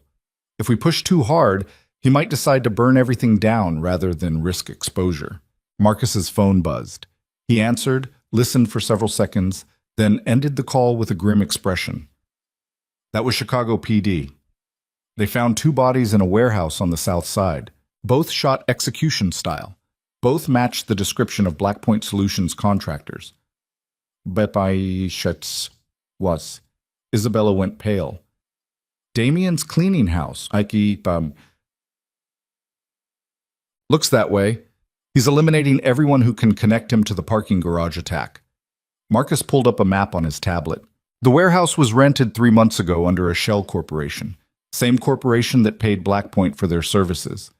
"Can we trace the corporation back to Damien?" "Not directly, but our forensic accountants are working on it." Marcus zoomed in on the warehouse location. "There's something else. Chicago PD found evidence of recent activity at the warehouse. Computer equipment, surveillance gear. communications infrastructure. Someone was using it as a tactical operations center. Caleb felt pieces of the puzzle starting to fit together. Damien's not just planning to eliminate us. He's running a sophisticated operation with multiple layers. The contractors, the legal warfare, The evidence destruction. This is someone who thinks 3 moves ahead. Then we need to think 4 moves ahead, Isabella said. Marcus, I want full surveillance on that warehouse. If Damien returns or sends anyone to clean up additional evidence, I want to know immediately. On it. And Caleb. Isabella turned to him, her expression serious.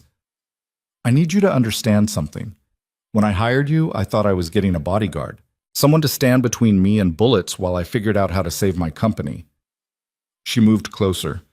But what I actually need is a partner. Someone who can help me outthink Damien before he outmaneuvers us. Someone who understands violence but also strategy. Caleb wanted to tell her he wasn't that person anymore, that he'd spent 6 years deliberately forgetting how to be the weapon she was describing. But looking at Ava through the study's open door, his daughter completely absorbed in her animated movie, safe and innocent and unaware of the storm gathering around them, he knew the truth. He'd never really stopped being that weapon. He'd just been pretending the safety was still engaged. What do you need me to do? Caleb asked. Isabella smiled, the expression of a chess player who'd just realized her opponent had left an opening. Help me set a trap. They spent the next 4 hours planning in obsessive detail, mapping out Damien's likely movements and identifying vulnerabilities in his operation. Marcus provided intelligence from his network of security contractors and private investigators, building a comprehensive profile of their target. Isabella contributed her intimate knowledge of Damien's psychology, his patterns, his tells, his tendency toward overconfidence when he believed he was winning. Caleb contributed something else entirely. Tactical scenarios born from experience operating in hostile environments where mistakes meant death. He looked at the problem not as a corporate executive or a security professional, but as someone who'd spent years hunting targets who didn't want to be found. Damien has 3 critical vulnerabilities, Caleb said, using a digital tablet to mark up their working map of Chicago. First, his ego. He needs to be the smartest person in the room, which means he'll take unnecessary risks to prove his superiority. Second, his resources. Operating a mercenary team and running legal warfare simultaneously requires constant cash flow. Disrupt his finances and his operation collapses. Third, his partners, whoever they are. The government contracts he mentioned require connections to defense contractors or military officials. Those people won't want publicity. Bo? Isabella nodded, following his logic. So we attack on all 3 fronts simultaneously. Make him feel threatened, cut off his money, and expose his partners. And we do it publicly enough that running becomes his only option, Marcus added. Once Damien feels cornered, he'll make mistakes. Or become more dangerous, Caleb cautioned. Cornered animals fight hardest. They continued planning until nearly midnight, when exhaustion finally overtook strategy. Marcus arranged for his team to maintain rotating shifts throughout the night, ensuring the presidential suite remained locked down. Isabella retreated to her master bedroom. Caleb checked on Ava one final time, finding her sound asleep, mister. Scales clutched against her chest, before collapsing onto his own bed. But sleep wouldn't come. His mind kept replaying the parking garage, the board meeting, the flashbang grenade exploding in that elevator, kept thinking about how quickly everything had spiraled from his careful invisibility into open warfare. Kept wondering what his daughter's life would look like when this was over, if they survived long enough to find out. His phone buzzed on the nightstand, a new message from an unknown number. Caleb picked it up warily, expecting another threat from Damien. Instead, he found something far more disturbing, a photograph of Ava's elementary school taken from across the street at pickup time. She was visible in the background, her dinosaur backpack unmistakable. The accompanying message was brief. You have something I want. I have something you love. Let's negotiate before this becomes more unpleasant than necessary. See? Caleb was out of bed and moving before conscious thought registered. He crossed the suite to Isabella's bedroom, knocking hard enough to wake her. She opened the door wearing silk pajamas and a confused expression that sharpened instantly when she saw his face. What's wrong? He He showed her the message. Isabella's expression went from confused to horrified to furious in rapid succession. He's threatening Ava. He just escalated this from corporate warfare to personal, Caleb said, his voice dangerously calm. Which means the rules just changed. What rules? The ones that said I was only helping you until this was over. The ones that said I wouldn't cross certain lines. Caleb met her eyes. Damien just crossed every line that matters. Now I'm going to show him what happens when you threaten my daughter. Isabella studied him for a long moment, clearly seeing something in his expression that made her take an involuntary step backward. Caleb, we need to be smart about this. If you go after Damien emotionally, I'm not going after him emotionally, I'm going after him professionally. Caleb turned toward the suite's main area where Marcus was stationed. But I'm not playing defense anymore. Tomorrow, we stop reacting to Damien's moves and start making him react to ours. Marcus looked up as they approached, immediately recognizing the shift in Caleb's demeanor. What happened? Caleb showed him the message. Marcus's jaw tightened, his hand moving instinctively toward his sidearm. That's a direct threat against a child. We need to inform the FBI. They take this seriously. The FBI will open an investigation that takes weeks to build a case, Isabella said. We don't have weeks. We have days before Damien either kills us or escapes justice entirely. So what's the play? Marcus asked. Caleb thought about the warehouse where those contractors had been executed. Thought about the tactical operations center and the surveillance equipment. Thought about how someone as arrogant as Damien Cross would need to personally oversee the final stages of his plan, unable to delegate complete control to subordinates. We make Damien come to us, Caleb said. Tomorrow night, Isabella is going to publicly announce she's holding a press conference the following morning. She's going to say she has irrefutable evidence of corporate fraud and is turning everything over to federal authorities. But we don't have irrefutable evidence yet, Isabella protested. Damien doesn't know that. He just knows you're threatening to destroy him in less than 24 hours. Caleb pulled up a map of downtown Chicago on Marcus's tablet. He'll have to act immediately. No more careful planning, no more calculated moves. He'll come at you with everything he has left. Marcus understood first. Marcus, you want to force him into a desperate attack so we can catch him in the act. Exactly. We choose the location. We control the variables. We turn his aggression into the trap that destroys him. Caleb looked at Isabella. But this only works if you're willing to be bait. Real bait, not a decoy. You'll be in genuine danger. Isabella didn't hesitate. If it means ending this and keeping Ava safe, I'll do it. It also means accepting that people might get hurt, that this could go wrong in ways we can't predict. Caleb wanted her to understand the full weight of what he was proposing. You sure you're ready for that? Must. I built a $4 billion company in an industry designed to destroy women who don't play by men's rules. I've been ready for war since the day I signed my first investor contract. Isabella's expression hardened into something almost predatory. Let's show Damien Cross what happens when you underestimate your opponent. They spent the rest of the night refining the plan, identifying variables and contingencies. Marcus coordinated with his team to scout potential locations for the press conference, somewhere public enough to seem legitimate but controlled enough to manage security. Isabella drafted the announcement she would release at dawn, carefully worded to sound confident while remaining vague enough to avoid legal liability for claims she couldn't yet prove. Caleb focused on the tactical elements: sightlines, defensive positions, escape routes. He was thinking like a predator now, not a protector. Thinking about how Damien would approach the attack, what resources he had remaining after losing his contractors, what desperate measures a cornered billionaire might take. By the time dawn broke over Chicago, they had a plan. It was dangerous, possibly reckless, and relied on Damien behaving exactly as they predicted. But it was also their best chance to end this before anyone else died.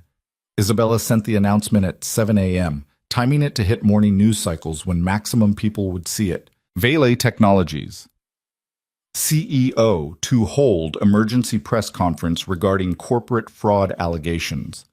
Friday, 10 a.m., Chicago Cultural Center. Within minutes, her phone exploded with calls from reporters, investors, and board members demanding details. She ignored all of them, letting speculation build. Marcus confirmed that news outlets were already running the story. Financial analysts were discussing possible implications for Vail Technologies' stock price, and social media was treating it like the corporate scandal of the year. Somewhere in Chicago, Damian Cross was watching the same coverage. And according to Marcus's intelligence network, he just made 3 phone calls in rapid succession, each to a different encrypted number that suggested he was mobilizing whatever resources he had remaining. "He took the bait," Marcus reported. "Now we see if he's desperate enough to come after you in broad daylight." Isabella looked at Caleb, fear and determination warring on her face. What if he doesn't? What if he just runs? He won't run. His ego won't let him. And more importantly, his partners won't let him. Caleb checked his weapon, confirming it was loaded and functional. "Damien is going to come for you today, Isabella. When he does, we'll be ready." Ava wandered into the living area, still in her pajamas, rubbing sleep from her eyes. "Why is everyone awake so early?" "But you..." Caleb knelt beside his daughter, brushing hair from her face. "We have important work today, sweetheart. Mrs. Chen is coming to stay with you again." "More boring superhero stuff?" "Something like that." Ava hugged him, and Caleb held on perhaps a moment too long, memorizing the feeling of his daughter, safe in his arms, before he walked into whatever violence waited at the Chicago Cultural Center. When Mrs. Chen arrived 30 minutes later, Caleb gave her specific instructions. Stay in the suite, don't open the door for anyone except Marcus's security team, and if anything felt wrong, anything at all, she was to call the number he'd programmed into her phone immediately. The elderly woman nodded seriously, clearly understanding this was more than parental paranoia. Then Caleb, Isabella, and Marcus left the Drake Hotel through its underground parking garage, climbing into an armored SUV that Marcus's team had prepared overnight. 3 additional vehicles joined their convoy, security teams positioned fore and aft, creating a mobile protective formation. The Chicago Cultural Center was a Beaux-Arts landmark in the heart of downtown, all marble columns and ornate architecture. Marcus had chosen it specifically because the building had limited access points and excellent sight lines from their defensive positions. His team had spent the early morning hours coordinating with building security, establishing checkpoints, and mapping every possible approach route. They arrived 2 hours before the scheduled press conference, giving them time to sweep the venue and establish final positions. Media crews were already gathering outside, their cameras and microphones creating a forest of equipment on the grand staircase leading to the main entrance. Inside, the Preston Bradley Hall was exactly as impressive as Marcus had promised. Towering ceilings, massive Tiffany dome, enough open space to accommodate the press while maintaining clear fields of fire for security. But it also had too many balconies, too many columns, too many places where a determined attacker could position themselves for an assault. Caleb walked the perimeter 3 times, memorizing every detail. Marcus did the same from a tactical perspective, positioning his team members at critical choke points. Isabella remained in a secure room behind the main hall, reviewing her statement and trying not to look terrified. At 9:45, the press began filing in, reporters from major news outlets, financial journalists, television crews with portable broadcasting equipment. Marcus's team checked credentials at the door, searching bags and scanning for weapons with professional efficiency. Several reporters complained about the security theater. Marcus ignored them. At 9:58, Isabella emerged from the secure room looking every inch the corporate warrior, sharp suit, perfect makeup, expression conveying confidence despite the fear Caleb knew she was feeling. She took her position behind a podium festooned with microphones, note cards arranged in front of her, cameras focusing on her face. Caleb stood 10 feet to her right, scanning the crowd for threats, his hand resting casually near his concealed weapon. Marcus maintained an identical position on Isabella's left. The other security team members were scattered throughout the hall, their positions covering every angle. At exactly 10 a.m., Isabella began speaking. "Thank you all for coming on such short notice. Over the past several weeks, Vail Technologies has uncovered evidence of systematic financial fraud orchestrated by individuals within our executive leadership. The explosion came from the building's north entrance, a concussive blast that shattered windows and sent debris cascading across marble floors.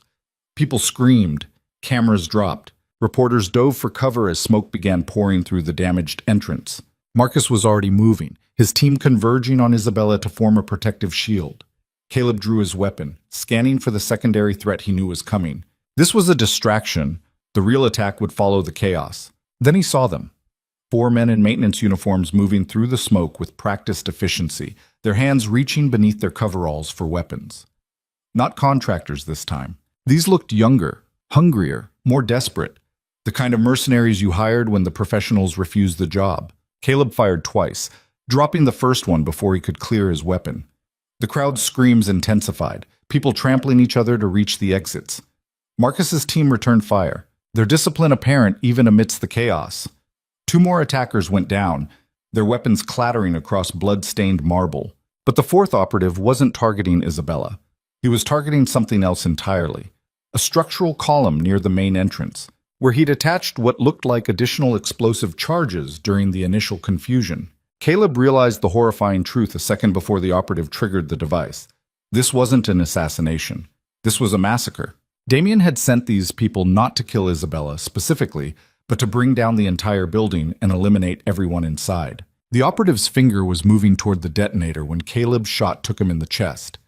The man collapsed, the detonator falling from nerveless fingers and skittering across the floor toward where terrified reporters were trying to escape through secondary exits. Caleb sprinted toward the device, sliding across marble like a baseball player stealing home, and grabbed the detonator milliseconds before someone's fleeing foot would have triggered it accidentally. He disarmed the charges with hands that remembered training from another life, pulling wires with surgical precision while Marcus screamed for everyone to evacuate the building. 90 seconds later, the hall was empty except for security teams, unconscious attackers, and the bodies of 2 mercenaries who died in the assault. Chicago PD and emergency services were pouring through the damaged entrance, their sirens creating a wall of sound that made thinking difficult. Isabella was shaking, her expensive suit torn and dirty, but alive. Marcus was already on his phone coordinating with authorities and his own intelligence network. And Caleb was staring at the disarmed explosives, understanding with sick certainty that Damien Cross had just escalated from attempted murder to domestic terrorism. He wanted witnesses, Isabella said quietly, as if reading Caleb's mind. He was going to kill everyone in this building and blame it on me. Make it look like my paranoia about corporate fraud drove me to violence. Or make it look like a terrorist attack so the investigation focused on foreign threats instead of corporate conspiracy, Marcus added. Either way, you'd be dead and he'd be in the clear. Caleb checked his phone. No messages from Mrs. Chen, which meant Ava was still safe. But the relief was temporary, because Damien was still out there, still dangerous, still capable of anything. One of Chicago PD's detectives approached, a hard-eyed woman in her 40s, who looked like she'd seen enough violence to recognize military-grade tactics when she encountered them. Ms. Vale, I'm Detective Sarah Morrison. We need your statement about what just happened. Of course. But first, I need to make absolutely certain my security team has locked down every location associated with me or my company. Isabella pulled out her phone. The man behind this attack won't stop just because this attempt failed. Detective Morrison's expression suggested she understood exactly what Isabella was saying. We'll need protective custody for you, and anyone else he might target. That would be my daughter, Caleb said. 6 years old, currently in a hotel suite with private security. But if Damien Cross knows we survived this, he'll redirect toward softer targets. The detective's face hardened. Give me the location. I'll have patrol units there in 5 minutes and a protective detail within the hour. While Marcus coordinated with Chicago PD, Caleb called Mrs. Chen. She answered on the first ring, her voice breathless with relief. Caleb, I see the news, the building explosion. Are you hurt? I'm fine. Is Ava okay? She is safe with me, playing games, eating snacks, completely unaware anything is wrong. Mrs.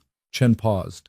But Caleb, earlier this morning, I see a man on the street below, just standing there, watching our building. He left when the security guard approached, but something about him made me nervous. Caleb's blood went cold. Describe him. Maybe late 30s, expensive suit, dark hair. He was on his phone the whole time like he was coordinating something. That was Damien. It had to be. The arrogant bastard had personally scouted the Drake Hotel, had seen exactly where Ava was being kept, had planned his next move while simultaneously orchestrating the cultural center attack. Mrs. Chen, listen very carefully. Chicago police are on their way to you right now. Don't let anyone into that suite except uniformed officers with proper identification. If anything feels wrong, take Ava into the bathroom and lock the door. There's a panic button behind the mirror that alerts hotel security directly. I understand. Caleb ended the call and turned to Isabella. Damien's been to the Drake. He knows where Ava is. Isabella's face went pale. Then we need to move her, now, before he tries again. Moving her in daylight through downtown Chicago is exactly what he'd expect. We'd be vulnerable during transport. Caleb thought quickly, weighing options that all felt impossibly dangerous. Better to fortress the suite and wait until we have proper cover to relocate. Or we end this tonight, Marcus said, joining their conversation. I just received intel from my network. Damien was spotted 30 minutes ago at a private residence in Lincoln Park, a property owned by one of his shell corporations. My team has the location under surveillance. Caleb looked at Isabella, seeing his own thoughts reflected in her expression. They could keep playing defense, keep reacting to Damien's attacks, keep waiting for him to make a mistake, or they could go on offense and finish this before anyone else died. If we go after him, Caleb said slowly, we're crossing a line. This stops being about corporate justice and becomes something else entirely. What line? Isabella asked. The one where we let him keep trying to kill us? Where we wait for him to succeed in murdering my employees or your daughter? Her voice hardened. I didn't build Veil Technologies by being passive, Caleb. And I'm not about to let Damien Cross destroy everything because I was too afraid to fight back. Marcus checked his phone. My surveillance team reports 4 individuals at the Lincoln Park property. Damien and 3 others, all male, all appearing armed. They've been there for the past hour, likely planning their next move. 4 against how many? Caleb asked. I can have 12 operators on site within 30 minutes. Former special forces, all vetted and trusted. Marcus met Caleb's eyes. But this needs to be clean. If we go in aggressive and Damien gets killed, you're looking at murder charges regardless of what he's done. Then we don't kill him, Isabella said. We capture him, force him to confess everything on record. Then we turn him over to federal authorities with enough evidence to guarantee he never sees freedom again. It was a good plan, almost reasonable, if you ignored the fact that they were discussing an armed assault on a private residence in the middle of Chicago. If you ignored that everything could go wrong in countless ways. If you ignored that Caleb had spent 6 years trying to avoid exactly this kind of violent confrontation. But looking at Isabella's determined face, thinking about Ava playing innocently in that hotel suite while a predator circled closer, Caleb realized he was out of alternatives. Running hadn't worked. Hiding hadn't worked. Damien had made absolutely certain that the only path forward was through violence. So violence it would be. Tell your team to gear up, Caleb said to Marcus. We move at sunset. Bolshin. Sunset came too fast and too slow at the same time. Caleb spent the intervening hours at the Drake Hotel with Ava, trying to act normal while his mind ran through assault scenarios and contingency plans. They played dinosaurs on the living room floor, her plastic toys battling across an imaginary prehistoric landscape, while Caleb's thoughts remained fixed on the Lincoln Park residence where Damien Cross was planning whatever came next. You're not really paying attention, Daddy, Ava said, holding up a T-Rex with accusatory precision. This one just ate 3 Triceratops and you didn't even notice. Sorry, sweetheart. That's pretty impressive for one T-Rex. It's because he's the strongest dinosaur. She made roaring sounds that were supposed to be threatening, but mostly sounded adorable. Nothing can beat him when he's protecting his family. Caleb pulled her into a hug, breathing in her strawberry shampoo and thinking about how much he was risking tonight. If things went wrong at that Lincoln Park house, Ava would grow up without a father, just like she'd already grown up without a mother, just like Caleb himself had grown up without parents after they died in a car accident when he was 12. History repeating itself in cruel patterns. I love you, sweetheart, he said quietly. Ava pulled back, studying his face with that uncomfortable perception children sometimes possessed. Are you going away? Just for a few hours tonight. Mrs. Chen will stay with you. But you're coming back, right? Caleb wanted to promise her that of course he was coming back, that nothing could keep him from her. But he'd learned years ago that some promises were dangerous to make when the universe might be listening. "I'm going to try very hard to come back," he said instead. "And while I'm gone, I need you to be brave. Can you do that?" Ava nodded seriously, clutching her T-Rex. "I can be brave." Marcus appeared in the living room doorway, his tactical vest already in place beneath a dark jacket. "We're ready when you are." Caleb kissed Ava's forehead and stood, nodding to Mrs. Chen, who'd been watching from the kitchen area with worried eyes. The elderly woman understood without words that tonight was different from the other dangerous nights. Tonight felt final. Isabella emerged from her bedroom wearing dark tactical clothing that Marcus's team had provided, practical gear designed for movement and protection rather than boardrooms and press conferences. She looked younger without the corporate armor, more vulnerable, but somehow more determined. "Chicago PD has a team stationed outside the building," she said. "Detective Morrison personally guaranteed nobody gets close to Ava without going through them first." "Good." Caleb checked his weapon one final time, then looked at the 6 members of Marcus's assault team who'd assembled in the suite. All of them were former military. All of them had worked together before. All of them understood the stakes. "Everyone clear on the objective? We go in fast, we secure Damien and his associates. We get out before neighbors call the police. No unnecessary violence, no collateral damage. We're not executioners." One of the team members, a stocky man named Torres, who'd apparently served in Army Rangers, raised an eyebrow. "And if they start shooting first? Then you defend yourselves. But we need Damien alive and capable of talking. Dead men can't confess." Caleb turned to Isabella. "Last chance to change your mind. You don't have to come on this. You can stay here where it's safe. If I stay here, I'm just another helpless CEO waiting for men to solve my problems." Isabella adjusted her vest. "I built my company by being present for the hard decisions. I'm not changing that now." They left through the Drake Hotel's service entrance, loading into 3 unmarked vans that Marcus had arranged. The vehicles were intentionally nondescript, the kind of commercial vans that blended into Chicago's evening traffic without attracting attention. Caleb rode in the lead vehicle with Marcus and Isabella, watching the city pass by through tinted windows while his mind continued running scenarios. Lincoln Park was one of Chicago's wealthiest neighborhoods. All historic mansions and tree-lined streets where the houses cost millions, and the residents valued privacy above all else.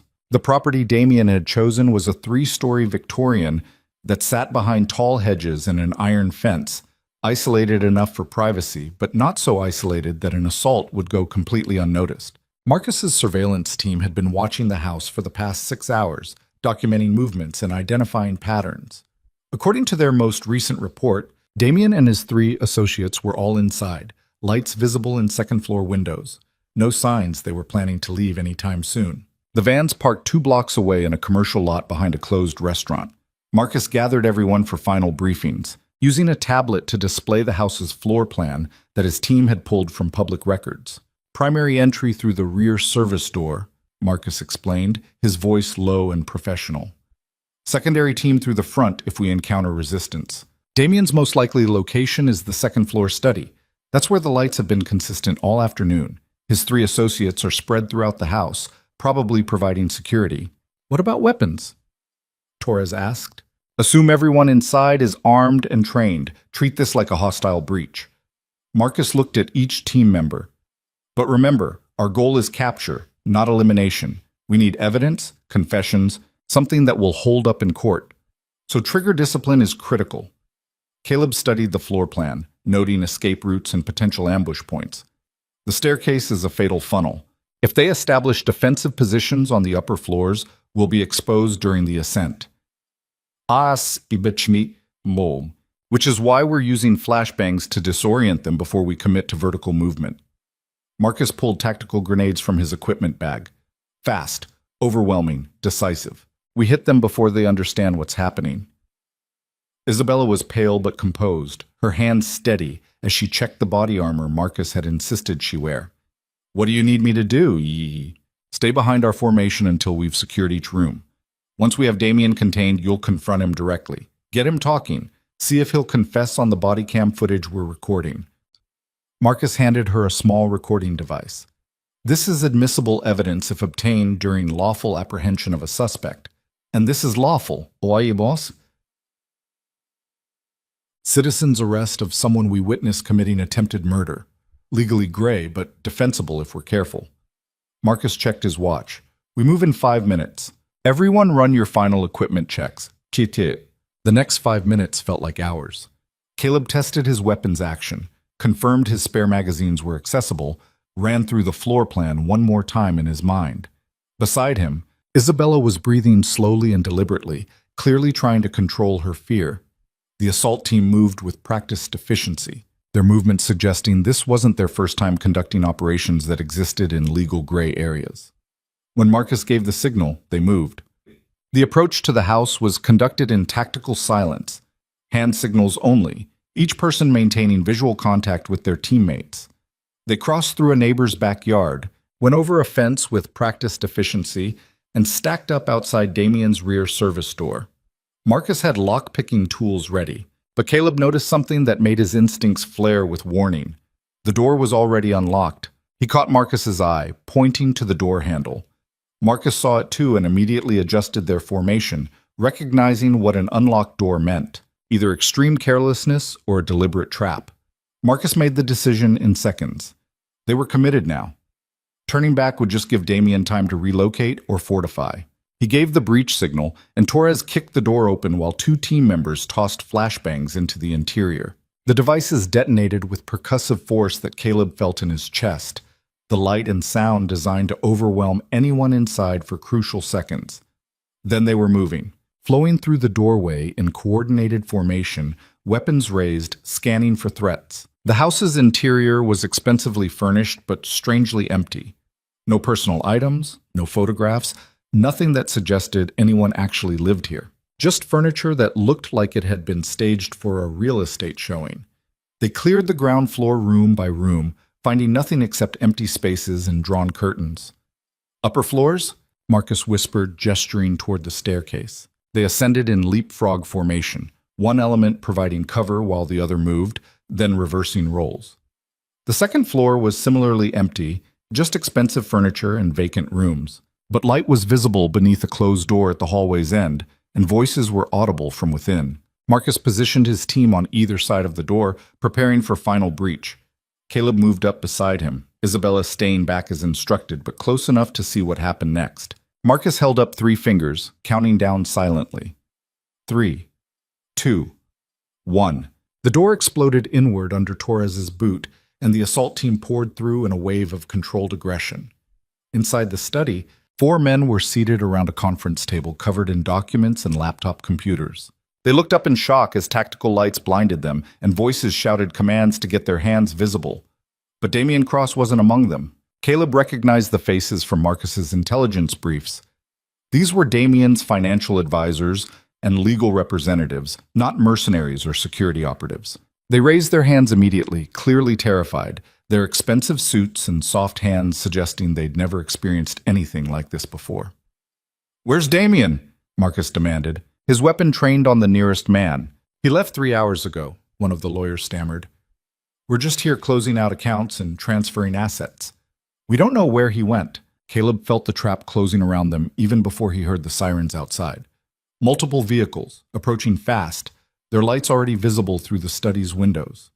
Chicago PD, arriving in force. "This was a setup," Isabella said, understanding clicking into place. "Damien knew we'd come for him. He leaked this address to Marcus's surveillance team, let us plan this assault, then tipped off the police so we'd be caught breaking into a private residence with weapons."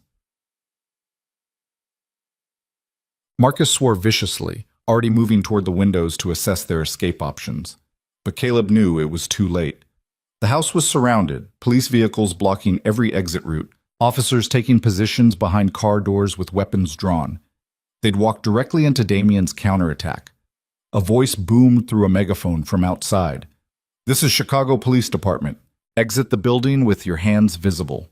You have 30 seconds to comply before we enter with force." Fucking. This. Torres looked at Marcus. "Orders?" Marcus's face was grim. "We surrender, peacefully. No weapons raised, no sudden movements." He turned to his team. Secure your firearms, safety's engaged. Placed on the floor. Then hands on your heads. The assault team complied with professional discipline, their weapons clattering onto expensive hardwood. Caleb did the same, hating every second but recognizing they had no other choice. Fighting police would transform them from gray area operators into cop killers, destroying any chance of explaining their side. Isabella set down the recording device Marcus had given her, her expression devastated. All of this, the planning, the risk, the decision to go on offense, had been exactly what Damien wanted them to do. They filed out of this house single file, hands clearly visible, moving slowly so nobody got trigger happy. Outside, at least a dozen police vehicles had converged on the property, their lights painting the Victorian's facade in alternating red and blue. Officers moved forward with professional caution, ordering everyone to the ground, handcuffing them with practiced efficiency. Caleb found himself face down on wet grass, cold metal tight around his wrists, while an officer patted him down for additional weapons. Beside him, Isabella was receiving identical treatment, her tactical gear and body armor making her look exactly like what Damien would have claimed. A corporate executive who'd lost control and organized a vigilante assault. Detective Morrison arrived on scene 15 minutes later, her expression suggesting she'd expected to find something very different when she responded to the burglary in progress call. She conferred with the patrol officers, then approached where Caleb and Isabella had been separated from Marcus's team. You want to explain what you were doing breaking into a private residence with a tactical assault team? Morrison asked, her voice carefully neutral. Attempting citizens' arrest of Damien Cross for attempted murder and domestic terrorism, Isabella said from where she knelt on the grass. Those men inside are his legal and financial team. Damien himself was never here. He used this location as bait to get us arrested. That's an interesting theory. Morrison pulled out her phone, showing them a news article that had apparently posted 30 minutes earlier. Because according to this interview Damien gave CNN, he's currently at an FBI field office voluntarily answering questions about the cultural center bombing. He claims you've been conducting a campaign of harassment against him, that you tried to frame him for crimes he didn't commit, and that you're now so desperate you've resorted to armed violence.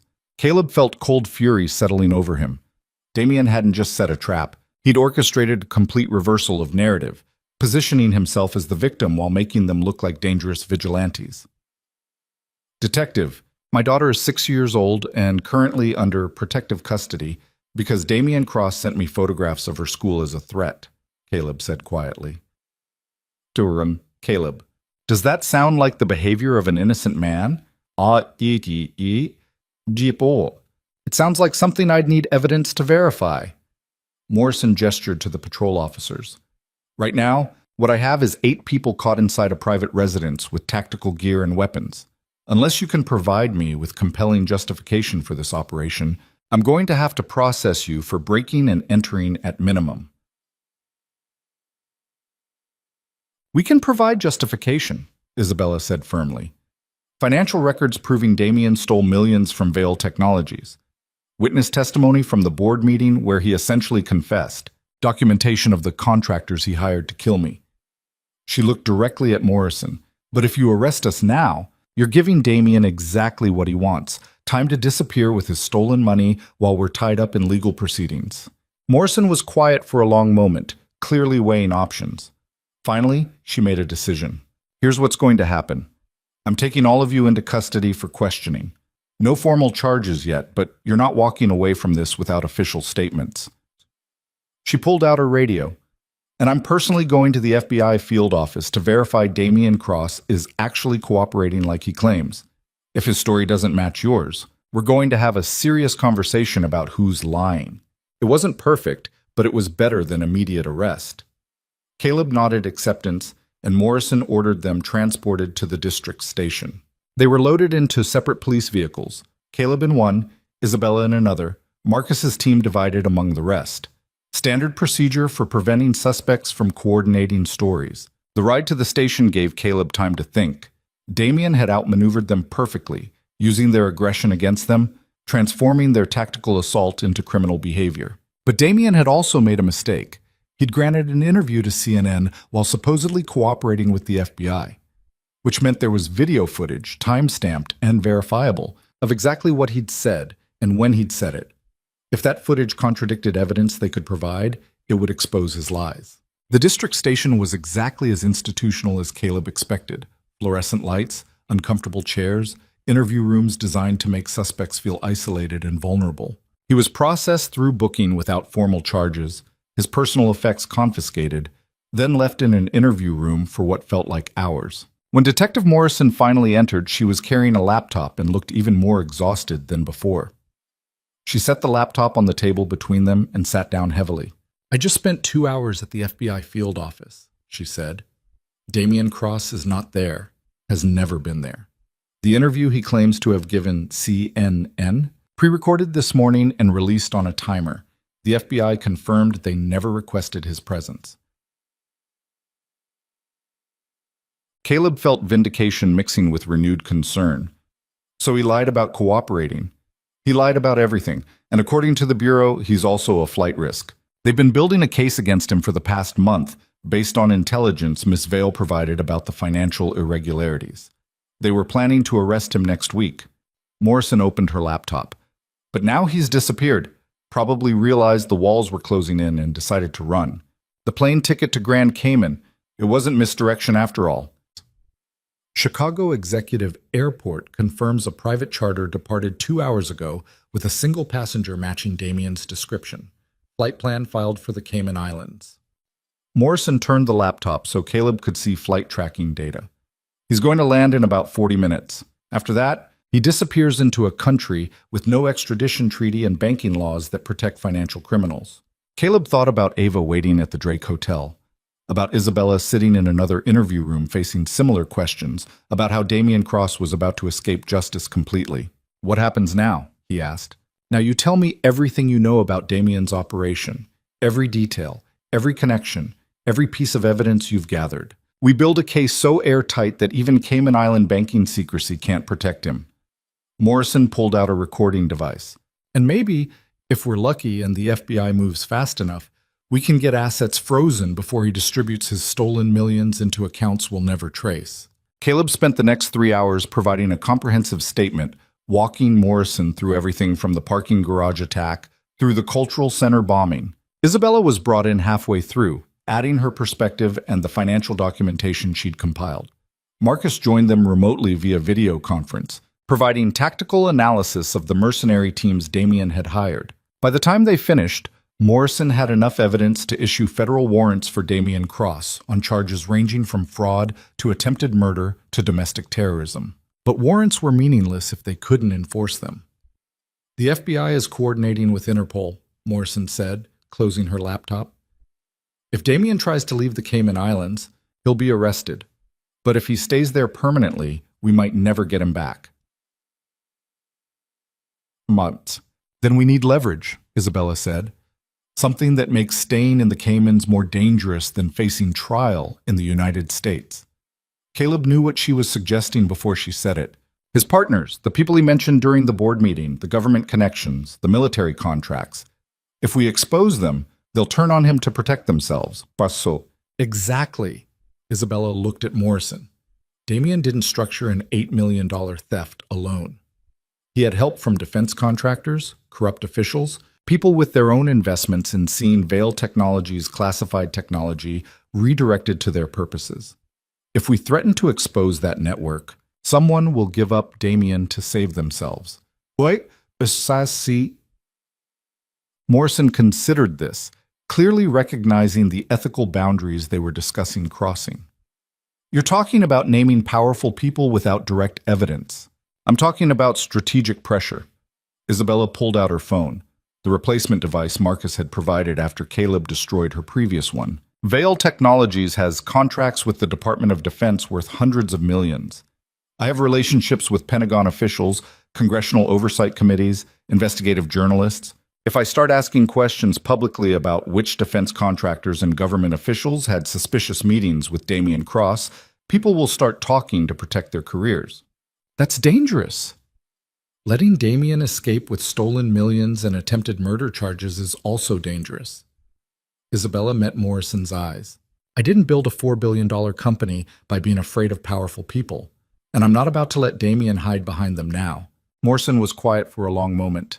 Then she nodded slowly. If you're going to do this, do it smart. Don't make accusations you can't support. Don't give them grounds to sue for defamation. But asking questions, expressing concerns, that's protected speech. Yeah. She stood gathering her equipment. You're all free to go. No charges will be filed regarding the Lincoln Park incident. I'm calling it a failed citizen's arrest conducted in good faith based on credible threat assessment. But Mr. Hayes? She looked at Caleb. Take your daughter somewhere safe.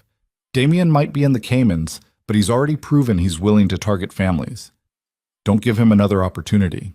They left the police station near midnight, exhausted and frustrated, but at least not in custody.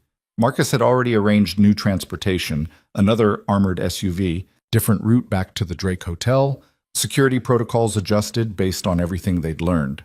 The drive through Chicago's late-night streets felt surreal, the city continuing its normal rhythms while Caleb's life remained trapped in violent chaos. Isabella sat beside him in the back seat, staring out the window, her reflection ghostly against dark glass. I'm sorry, she said quietly. For what? For dragging you into this, for making your daughter a target, for ruining the quiet life you'd built. Isabella turned to look at him. You saved my life in that parking garage, and I repaid you by destroying your invisibility. Caleb thought about Ava, about Mrs. Chen, about the apartment in Logan Square he'd never see again. Thought about how stepping into that parking garage had felt like the worst decision of his life. You didn't drag me into anything, he said. I made a choice. Maybe not a smart choice, but it was mine. Do you regret it?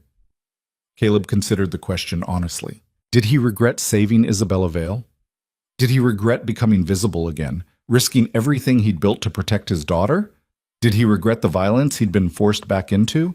Ask me again when this is over, he said finally. They arrived at the Drake Hotel to find the building's security on high alert, Detective Morrison having apparently called ahead to ensure protective measures remained in place.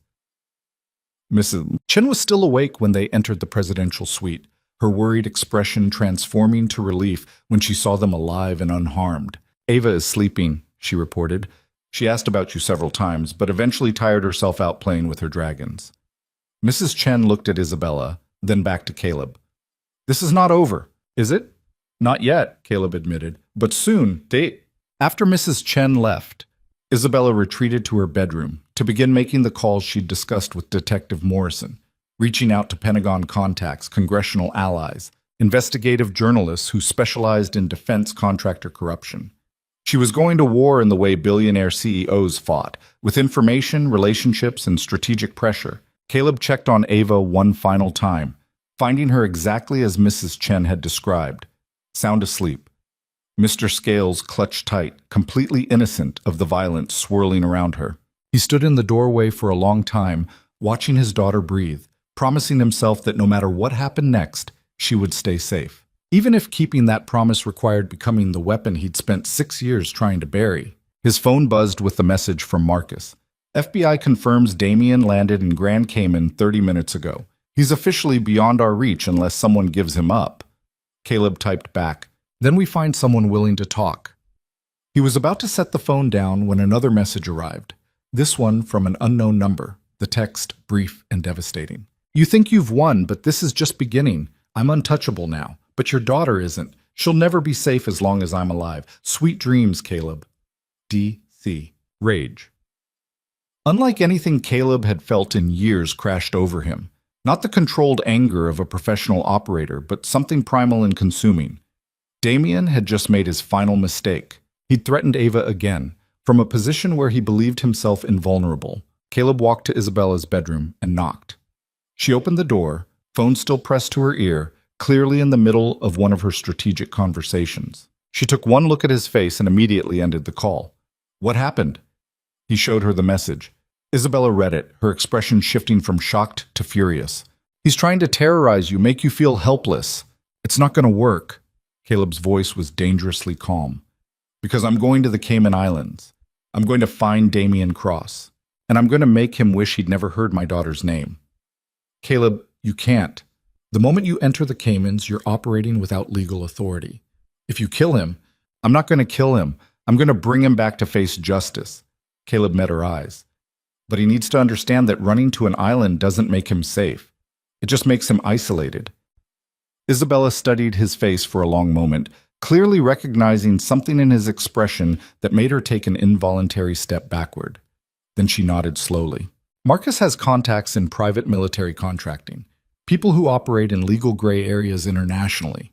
If you're really going to do this, you'll need support. Can you arrange it? I can arrange anything. Isabella pulled out her phone. But Caleb, when you come back, we're going to have a serious conversation about who you used to be before you became invisible. Because whatever training you have, whatever experience you're drawing on, it's way beyond corporate security. One fight at a time, Caleb said. Isabella made the call, and within 2 hours, Marcus had assembled a small team of contractors willing to assist with what he delicately termed an international recovery operation. Former CIA operatives who specialized in extracting people from countries that didn't cooperate with U.S. law enforcement. They would meet Caleb in Miami, provide equipment and local intelligence, then support his infiltration into the Cayman Islands. The plan was insane, probably illegal, and guaranteed to create international incidents if things went wrong.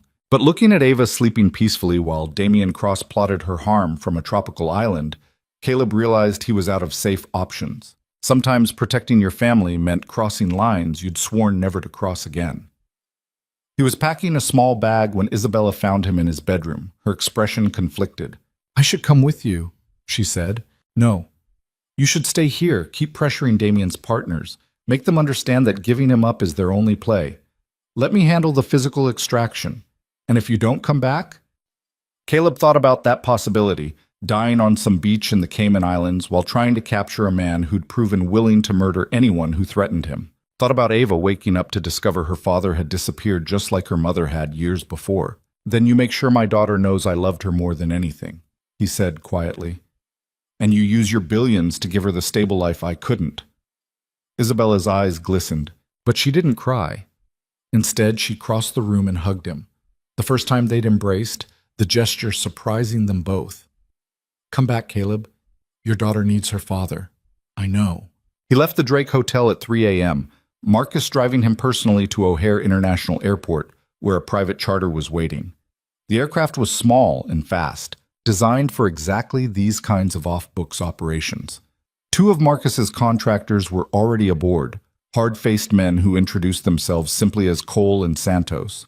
We've worked the Caribbean before, Cole explained as the plane taxied toward the runway. Understand the local politics, the security infrastructure, where someone like Damien would hide. Our local contact on Grand Cayman says he's staying at a private estate on the North Shore. Heavily secured, but accessible if you know what you're doing. And you know what you're doing? Cole smiled without humor. We didn't get out of the agency because we followed rules, Mr. Hayes. We got out because we were too good at breaking them. The plane lifted off into Chicago's pre-dawn darkness, carrying Caleb toward whatever waited in the Cayman Islands.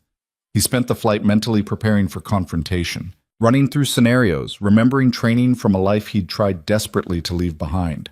But mostly, he thought about Ava, about her dinosaurs, and her lopsided pigtails, and her absolute faith that Daddy would always come home, about how he'd promised to protect her from the violence that had defined his past, and about how Damien Cross was about to discover what happened when you threatened the one thing in the world Caleb Hayes valued more than his own life. The hunt was about to end. One way or another, by sunrise tomorrow, either Damien would be in custody or Caleb would be dead trying. There was no middle ground left. The Cayman Islands emerged from Caribbean darkness, like a postcard painted in impossible blues and greens, the kind of tropical paradise where wealthy criminals hid behind palm trees and banking secrecy laws. Caleb watched through the aircraft's window as they descended toward Owen Roberts International Airport, his mind already shifting into operational mode, cataloging threats, escape routes, variables that could destroy everything before it started. Cole was reviewing satellite imagery on his tablet, marking locations with practiced efficiency. Damien's estate is here, on the North Shore, 7 Fathoms Beach. Private property, gated entrance, security cameras covering all approaches. Local contact says he arrived with minimal personnel, maybe 2 bodyguards, no serious tactical presence. Because he thinks he is untouchable, Santos added from across the narrow cabin. Island jurisdiction, no extradition, enough money to buy local protection if anyone comes looking. He's feeling safe. Good, Caleb said. Safe people make mistakes. They landed just after dawn, the airport quiet except for early morning commercial flights and private charters serving the island's wealthy residents. Cole had arranged customs clearance through contacts Caleb decided not to ask about, and within 30 minutes they were loading into a rented SUV with local plates and heading north along coastal roads where million-dollar homes competed for ocean views. The plan was straightforward in concept, but complex in execution. They would surveil Damien's estate through the morning, identify his security patterns and vulnerabilities, then execute a rapid extraction during the afternoon lull when people were less alert. Cole had arranged for a speedboat to be waiting at a private dock 3 miles from Damien's property, fast enough to outrun local marine police, equipped for open ocean transit to a larger vessel waiting in international waters. From there, they would transport Damien back to Miami aboard a yacht registered to one of Marcus's shell corporations, where FBI agents would be waiting with arrest warrants and enough charges to guarantee Damien never saw freedom again. That was the plan, anyway. Caleb had learned long ago that plans survived contact with reality about as well as soap bubbles survived sharp edges. They established observation positions in an abandoned construction site half a mile from Damien's estate, using high-powered optics to watch the property through gaps in tropical foliage.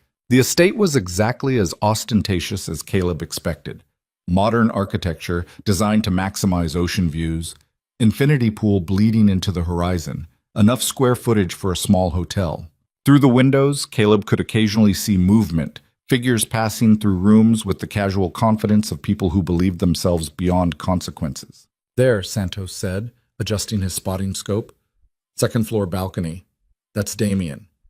Caleb took the scope and focused on the figure stepping onto the balcony with a cup of coffee. Wearing linen pants and nothing else, his expression relaxed and satisfied. Damien Cross looked like a man on vacation, not a fugitive facing multiple felony charges. He stood at the balcony railing for several minutes, surveying his temporary kingdom, then pulled out his phone and made a call. Cole had equipment that could intercept cellular communications if they were close enough.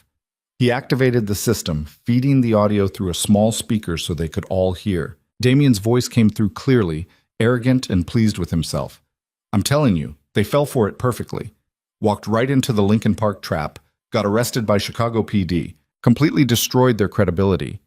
By the time they untangle the legal mess, I'll have moved the remaining funds into accounts they'll never trace. The voice on the other end was harder to hear. A man's voice, older, authoritative. What about the Veil woman? She's still making noise, reaching out to her Pentagon contacts. Let her make noise. Without proof, she's just a paranoid CEO who lost control of her company, and the proof is currently being erased by very expensive lawyers. Damien laughed. Besides, even if she somehow builds a case, I'm untouchable here. The Caymans don't extradite for financial crimes. An attempted murder is impossible to prove when all the witnesses are either dead or discredited. And the father, Hayes, sulks, probably crying into his daughter's stuffed animals, realizing he's outmatched. Damien's voice carried cruel satisfaction. I made sure he knows I can reach his daughter anytime I want. That kind of fear? It breaks people. He'll spend the rest of his life looking over his shoulder, too terrified to do anything except run. Caleb felt cold rage settling over him. The same emotion that had driven him out of retirement, the same weapon he'd tried to bury, but never quite managed to destroy. Damien wasn't just a criminal. He was someone who enjoyed inflicting fear, who weaponized threats against children, who believed power meant being cruel without consequences. Cole looked at Caleb with something like sympathy. You good? I'm perfect. Caleb checked his watch. How soon can we move? Local security patterns suggest the bodyguards do a property sweep every 2 hours. Last one was 40 minutes ago, which means we have about 80 minutes before the next check. Cole pulled up a digital map on his tablet. We approach from the beach, come over the property wall where the cameras have a blind spot, breach through the ground floor terrace entrance, fast and quiet. We're in and out before anyone realizes what happened. Santos distributed equipment from their gear bags, suppressed weapons, zip tie restraints, communications headsets, body armor light enough to wear beneath civilian clothing. They geared up with practiced efficiency, each person checking their teammates' equipment, running final radio tests, confirming everyone understood the plan. Then they were moving, descending from the construction site toward the beach, taking a circuitous route that kept them away from main roads and security cameras. The Caribbean sun was climbing toward midday heat, tourists beginning to populate public beaches while expensive homes remained quiet behind their walls and gates. Damien's property wall was 8 feet of whitewashed concrete topped with decorative ironwork that was more aesthetic than functional. Cole and Santos provided a boost, and Caleb went over first, landing in manicured gardens where palm trees provided cover. He scanned for immediate threats, found nothing except expensive landscaping, then signaled for the others to follow. They crossed the grounds in tactical formation, using vegetation and architectural features for concealment, moving toward the terrace entrance Cole had identified during their surveillance. The door was locked but not alarmed. Wealthy people on private islands apparently trusted their isolation more than security systems. Cole had the lock defeated in under 30 seconds, and they slipped inside to air-conditioned luxury. The ground floor was open-plan living space, all designer furniture and original artwork, utterly silent except for the whisper of climate control. Through floor-to-ceiling windows, the Caribbean stretched to infinity, beautiful and indifferent to the violence about to unfold. Caleb led them toward the interior staircase, moving with the muscle memory of someone who'd conducted more building clearances than he cared to remember. They ascended to the second floor where voices were audible from the master suite, Damien's voice, and at least one other person. They stacked outside the door, weapons ready, breathing controlled. Cole counted down with hand signals, then breached. The master suite was exactly as absurd as the rest of the house. King bed facing ocean views, private balcony, bathroom larger than most apartments. Damien was sitting at a desk with his laptop open, still shirtless, completely absorbed in whatever financial transactions he was conducting. His 2 bodyguards were nowhere visible, probably elsewhere in the house or off the property entirely. Damien looked up as they entered, his expression shifting from annoyed to confused to terrified in rapid succession. "What? How did you—" He started to stand, reaching for something beneath the desk. "Don't," Caleb said quietly, his weapon trained on Damien's center mass. "Hands on the desk where I can see them." Damien froze, clearly recognizing Caleb despite having never met face to face. "You're supposed to be in Chicago. You can't be here. This is sovereign territory. You have no authority. I'm not here as law enforcement," Caleb interrupted, moving closer while Cole and Santos secured the room. "I'm here as a father whose daughter you threatened. There's a difference." Understanding dawned on Damien's face, followed by calculation. He was already thinking, already trying to figure out how to manipulate the situation. "Look, whatever I said was just strategy. Pressure tactics. I would never actually hurt a child. You hired mercenaries to kill Isabella Vale. You bombed the Chicago Cultural Center with dozens of people inside. You murdered your own contractors to cover your tracks." Caleb's voice remained dangerously calm. "You don't get to pretend you have moral boundaries now." "So what? You're going to kill me? Make yourself a murderer?" "No, I'm going to deliver you to the FBI so you can face every charge you've earned." Caleb nodded to Santos, who moved forward with zip ties. "You're going back to Chicago, Damien, and you're going to spend the rest of your life in a federal prison remembering the moment you thought you were untouchable." Damien tried to bolt, lunging toward the balcony in a desperate bid for escape, but Caleb was already moving, intercepting him in 3 strides and slamming him against the wall with enough force to knock the wind from his lungs. Santos secured his wrists behind his back while Damien gasped for air, his earlier arrogance replaced by raw panic. "This is kidnapping," Damien wheezed. "International incident. You'll start a diplomatic crisis." "Huh! Nobody knows we're here," Cole said conversationally, checking the laptop Damien had been using. "And by the time anyone figures it out, you'll be in FBI custody explaining your financial crimes and attempted murders. The Cayman authorities won't protect someone who's become a liability." They moved Damien out of the suite and down the stairs, Cole providing security while Santos handled their prisoner. Caleb led the formation, scanning for the bodyguards who had to be somewhere. They made it to the ground floor before voices echoed from the front entrance, the bodyguards returning from whatever errand had taken them off property. "Garage exit," Cole hissed, redirecting their movement. They hustled Damien through the house's interior, moving toward a side door that opened into a multi-car garage where a Porsche and a Range Rover sat beside a collection of jet skis. Santos forced Damien into the Range Rover's back seat while Caleb took the driver's position, Cole riding shotgun. The garage door was opening when the bodyguards burst through the interior entrance, weapons drawn, shouting commands. Santos fired twice through the Range Rover's rear window, suppressed shots that shattered glass and sent the bodyguards diving for cover. Then Caleb was accelerating hard, the Range Rover's engine roaring as they shot out of the garage and down the estate's long driveway. Behind them, the bodyguards were scrambling for their own vehicle. But Caleb had a 30-second head start. He used every second, pushing the Range Rover through turns at speeds that made the tires scream, heading toward the coastal road where their extraction boat waited. Cole was on comms, coordinating with their boat captain. Santos was keeping Damien subdued, and Caleb was driving like his daughter's life depended on reaching that dock before local security could respond. They hit the coastal highway doing 90, weaving through sparse traffic, the Caribbean impossibly beautiful on their right, while chaos erupted behind them. Through the rearview mirror, Caleb could see the bodyguard's vehicle maybe half a mile back, gaining ground in a vehicle better suited for high-speed pursuit. "How far to the dock?" Caleb demanded. 2 miles, Cole reported. Boat captain confirms he's ready for immediate departure. 2 miles might as well have been 200 with pursuers closing fast. Caleb pushed the Range Rover harder, the engine redlining, suspension protesting every bump in the road. They screamed past a resort complex where tourists scattered in panic, then through a residential area where locals pressed themselves against buildings. The dock appeared ahead, a private marina where expensive boats rocked gently in turquoise water.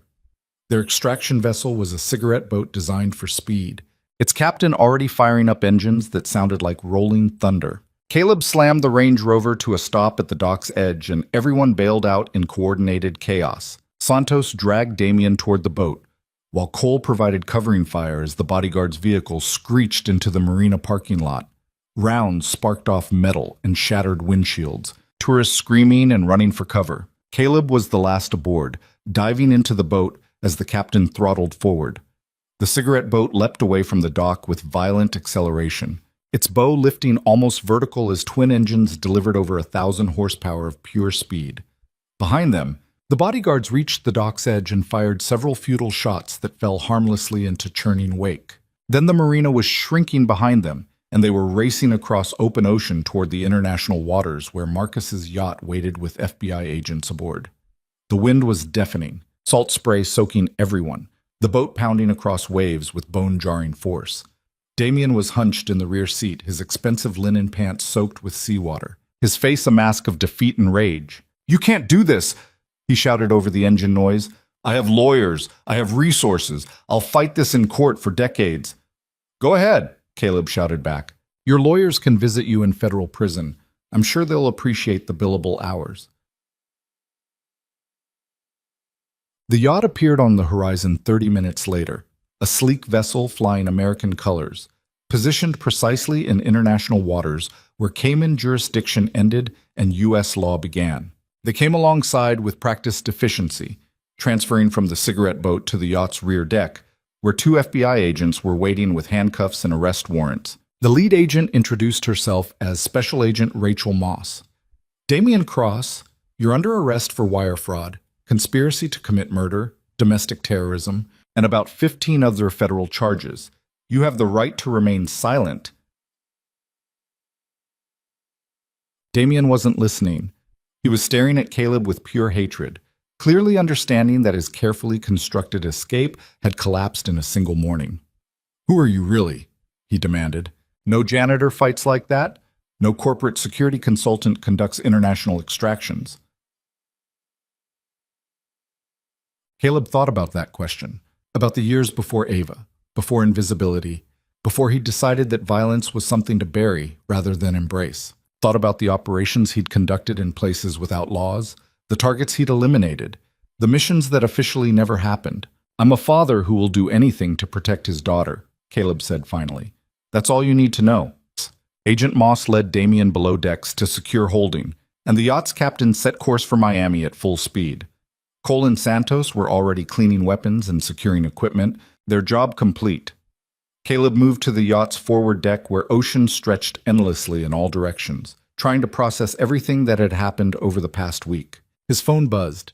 Satellite connection allowing communications despite being miles offshore.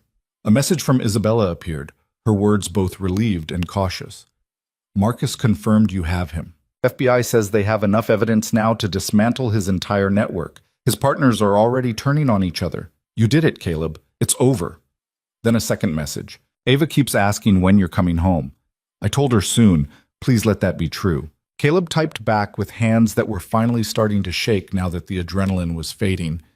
Tell her I'm coming home, and this time I'm staying. The yacht reached Miami 26 hours later, docking at a federal facility where additional FBI agents took custody of Damien. The media was already gathering, having somehow learned that the fugitive tech billionaire had been captured in international waters and was being returned to face charges. News helicopters circled overhead. Reporters shouted questions that nobody answered. Caleb, Cole, and Santos slipped away through a back entrance, their involvement officially non-existent. Marcus had arranged return flights to Chicago, but Caleb barely remembered the journey. He slept most of the flight, the kind of exhausted sleep that came after sustained operational stress, and woke only when the plane touched down at O'Hare. Isabella was waiting in the private terminal with Marcus and 2 security team members. She looked exhausted but triumphant, her expression transforming when she saw Caleb descending from the aircraft. You actually did it, she said, something like awe in her voice. The FBI is calling it the most significant corporate fraud case in a decade. Damien's partners are already negotiating plea deals. His lawyers are claiming illegal kidnapping, but nobody's listening because the evidence is overwhelming. What about Ava? Caleb asked, because nothing else mattered. Safe at the Drake with Mrs. Chen. Excited to see you, completely oblivious to the fact that her father just conducted an international extraction operation. Isabella smiled. She thinks you were at boring business meetings. The drive to the Drake Hotel felt longer than the flight from Miami. Caleb kept checking his phone, kept confirming that Mrs. Chen reported no problems, kept trying to convince himself that it was actually over. When the elevator opened onto the presidential suite, Ava was standing in the living room with Mr. Scales clutched to her chest. She looked at Caleb for a long moment, clearly seeing something in his face that concerned her, then ran to him with the desperate velocity of a child who'd been scared her father might not return. You were gone so long, she said into his chest, her voice muffled. I know, sweetheart. I'm sorry. People. Mrs. Chen said you were doing important work. Was it superhero stuff? Caleb knelt to her level, brushing hair from her face. It was making sure we're safe stuff, which is basically the same thing. Are we safe now? Caleb thought about Damien Cross in federal custody, facing charges that would keep him imprisoned for decades. Thought about the mercenary network dismantled, the corrupt officials exposed, the financial crimes that would bankrupt anyone who'd supported Damien's operation.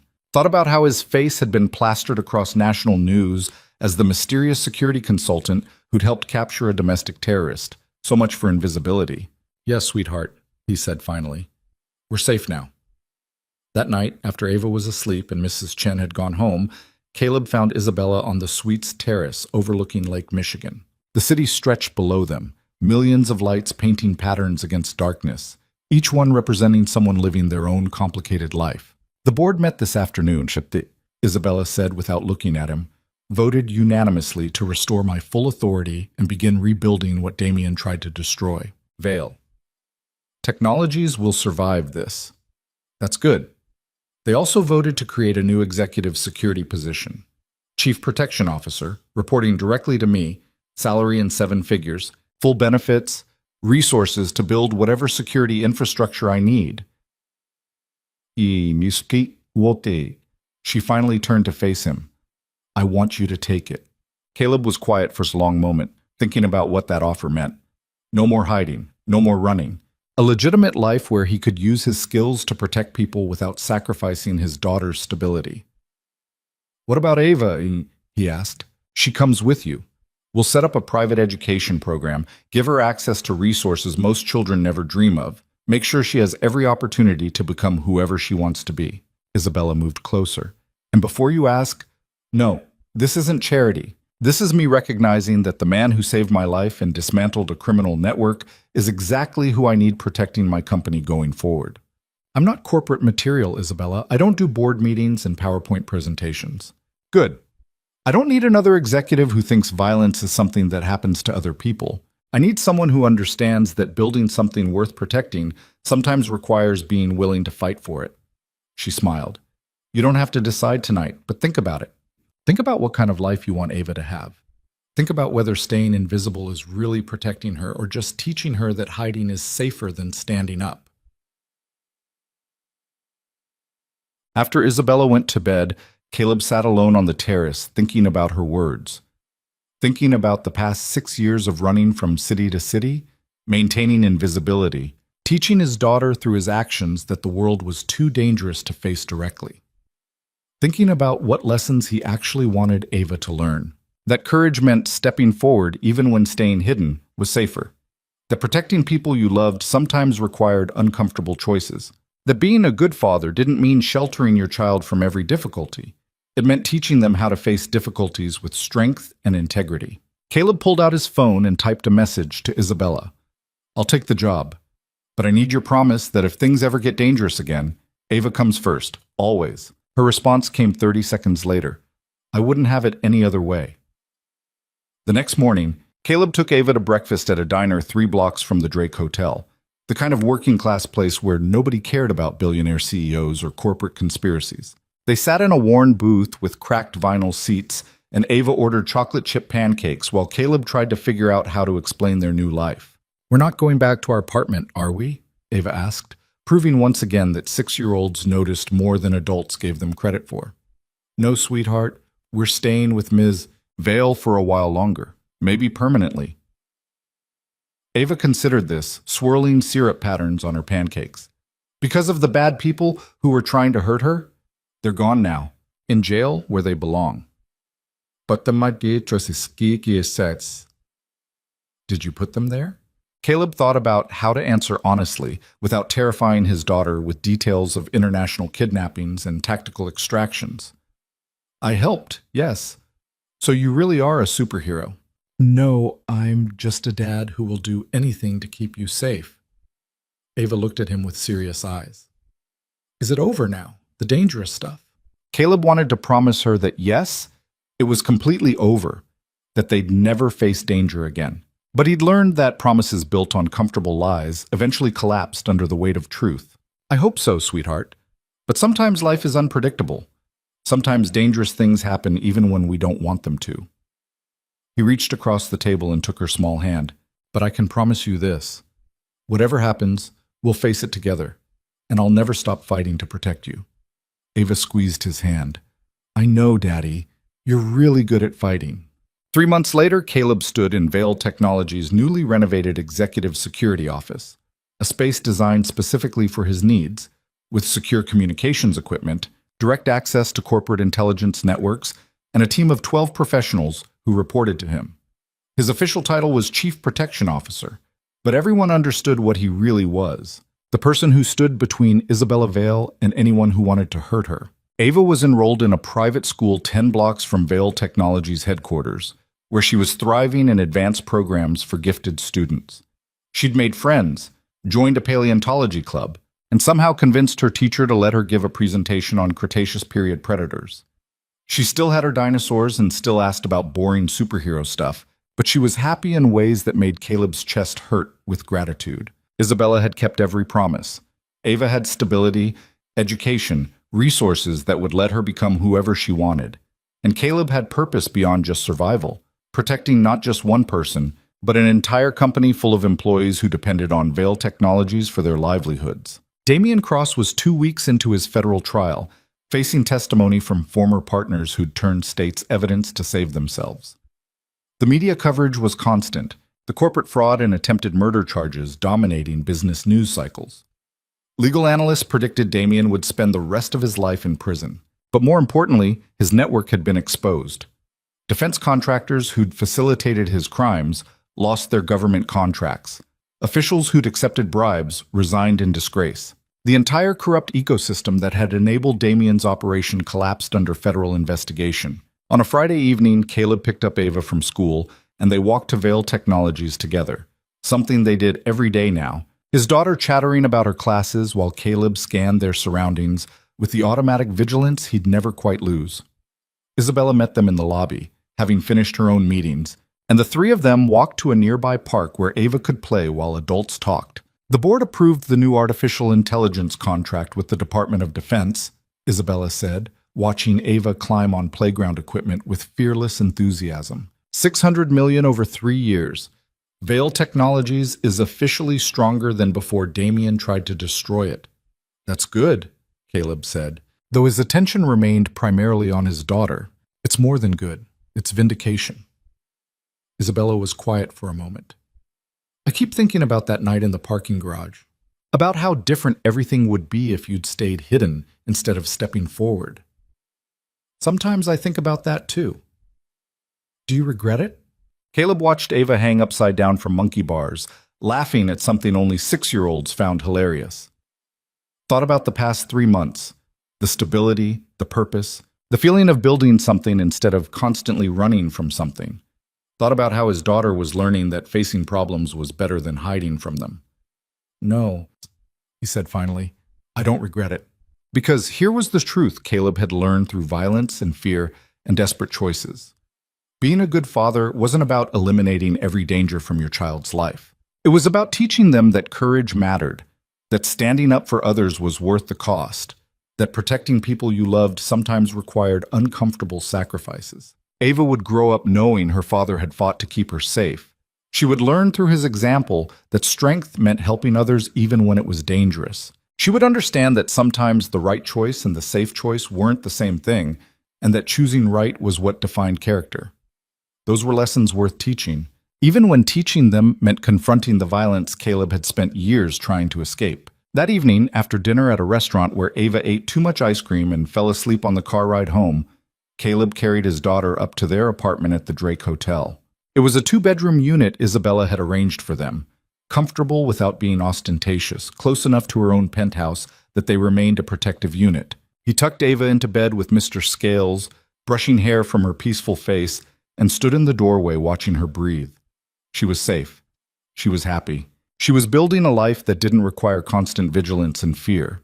And Caleb Hayes, former operator, former invisible man, current father who'd learned that protecting your family sometimes meant stepping into the light instead of hiding in shadows, finally allowed himself to believe that maybe, just maybe, they were going to be okay.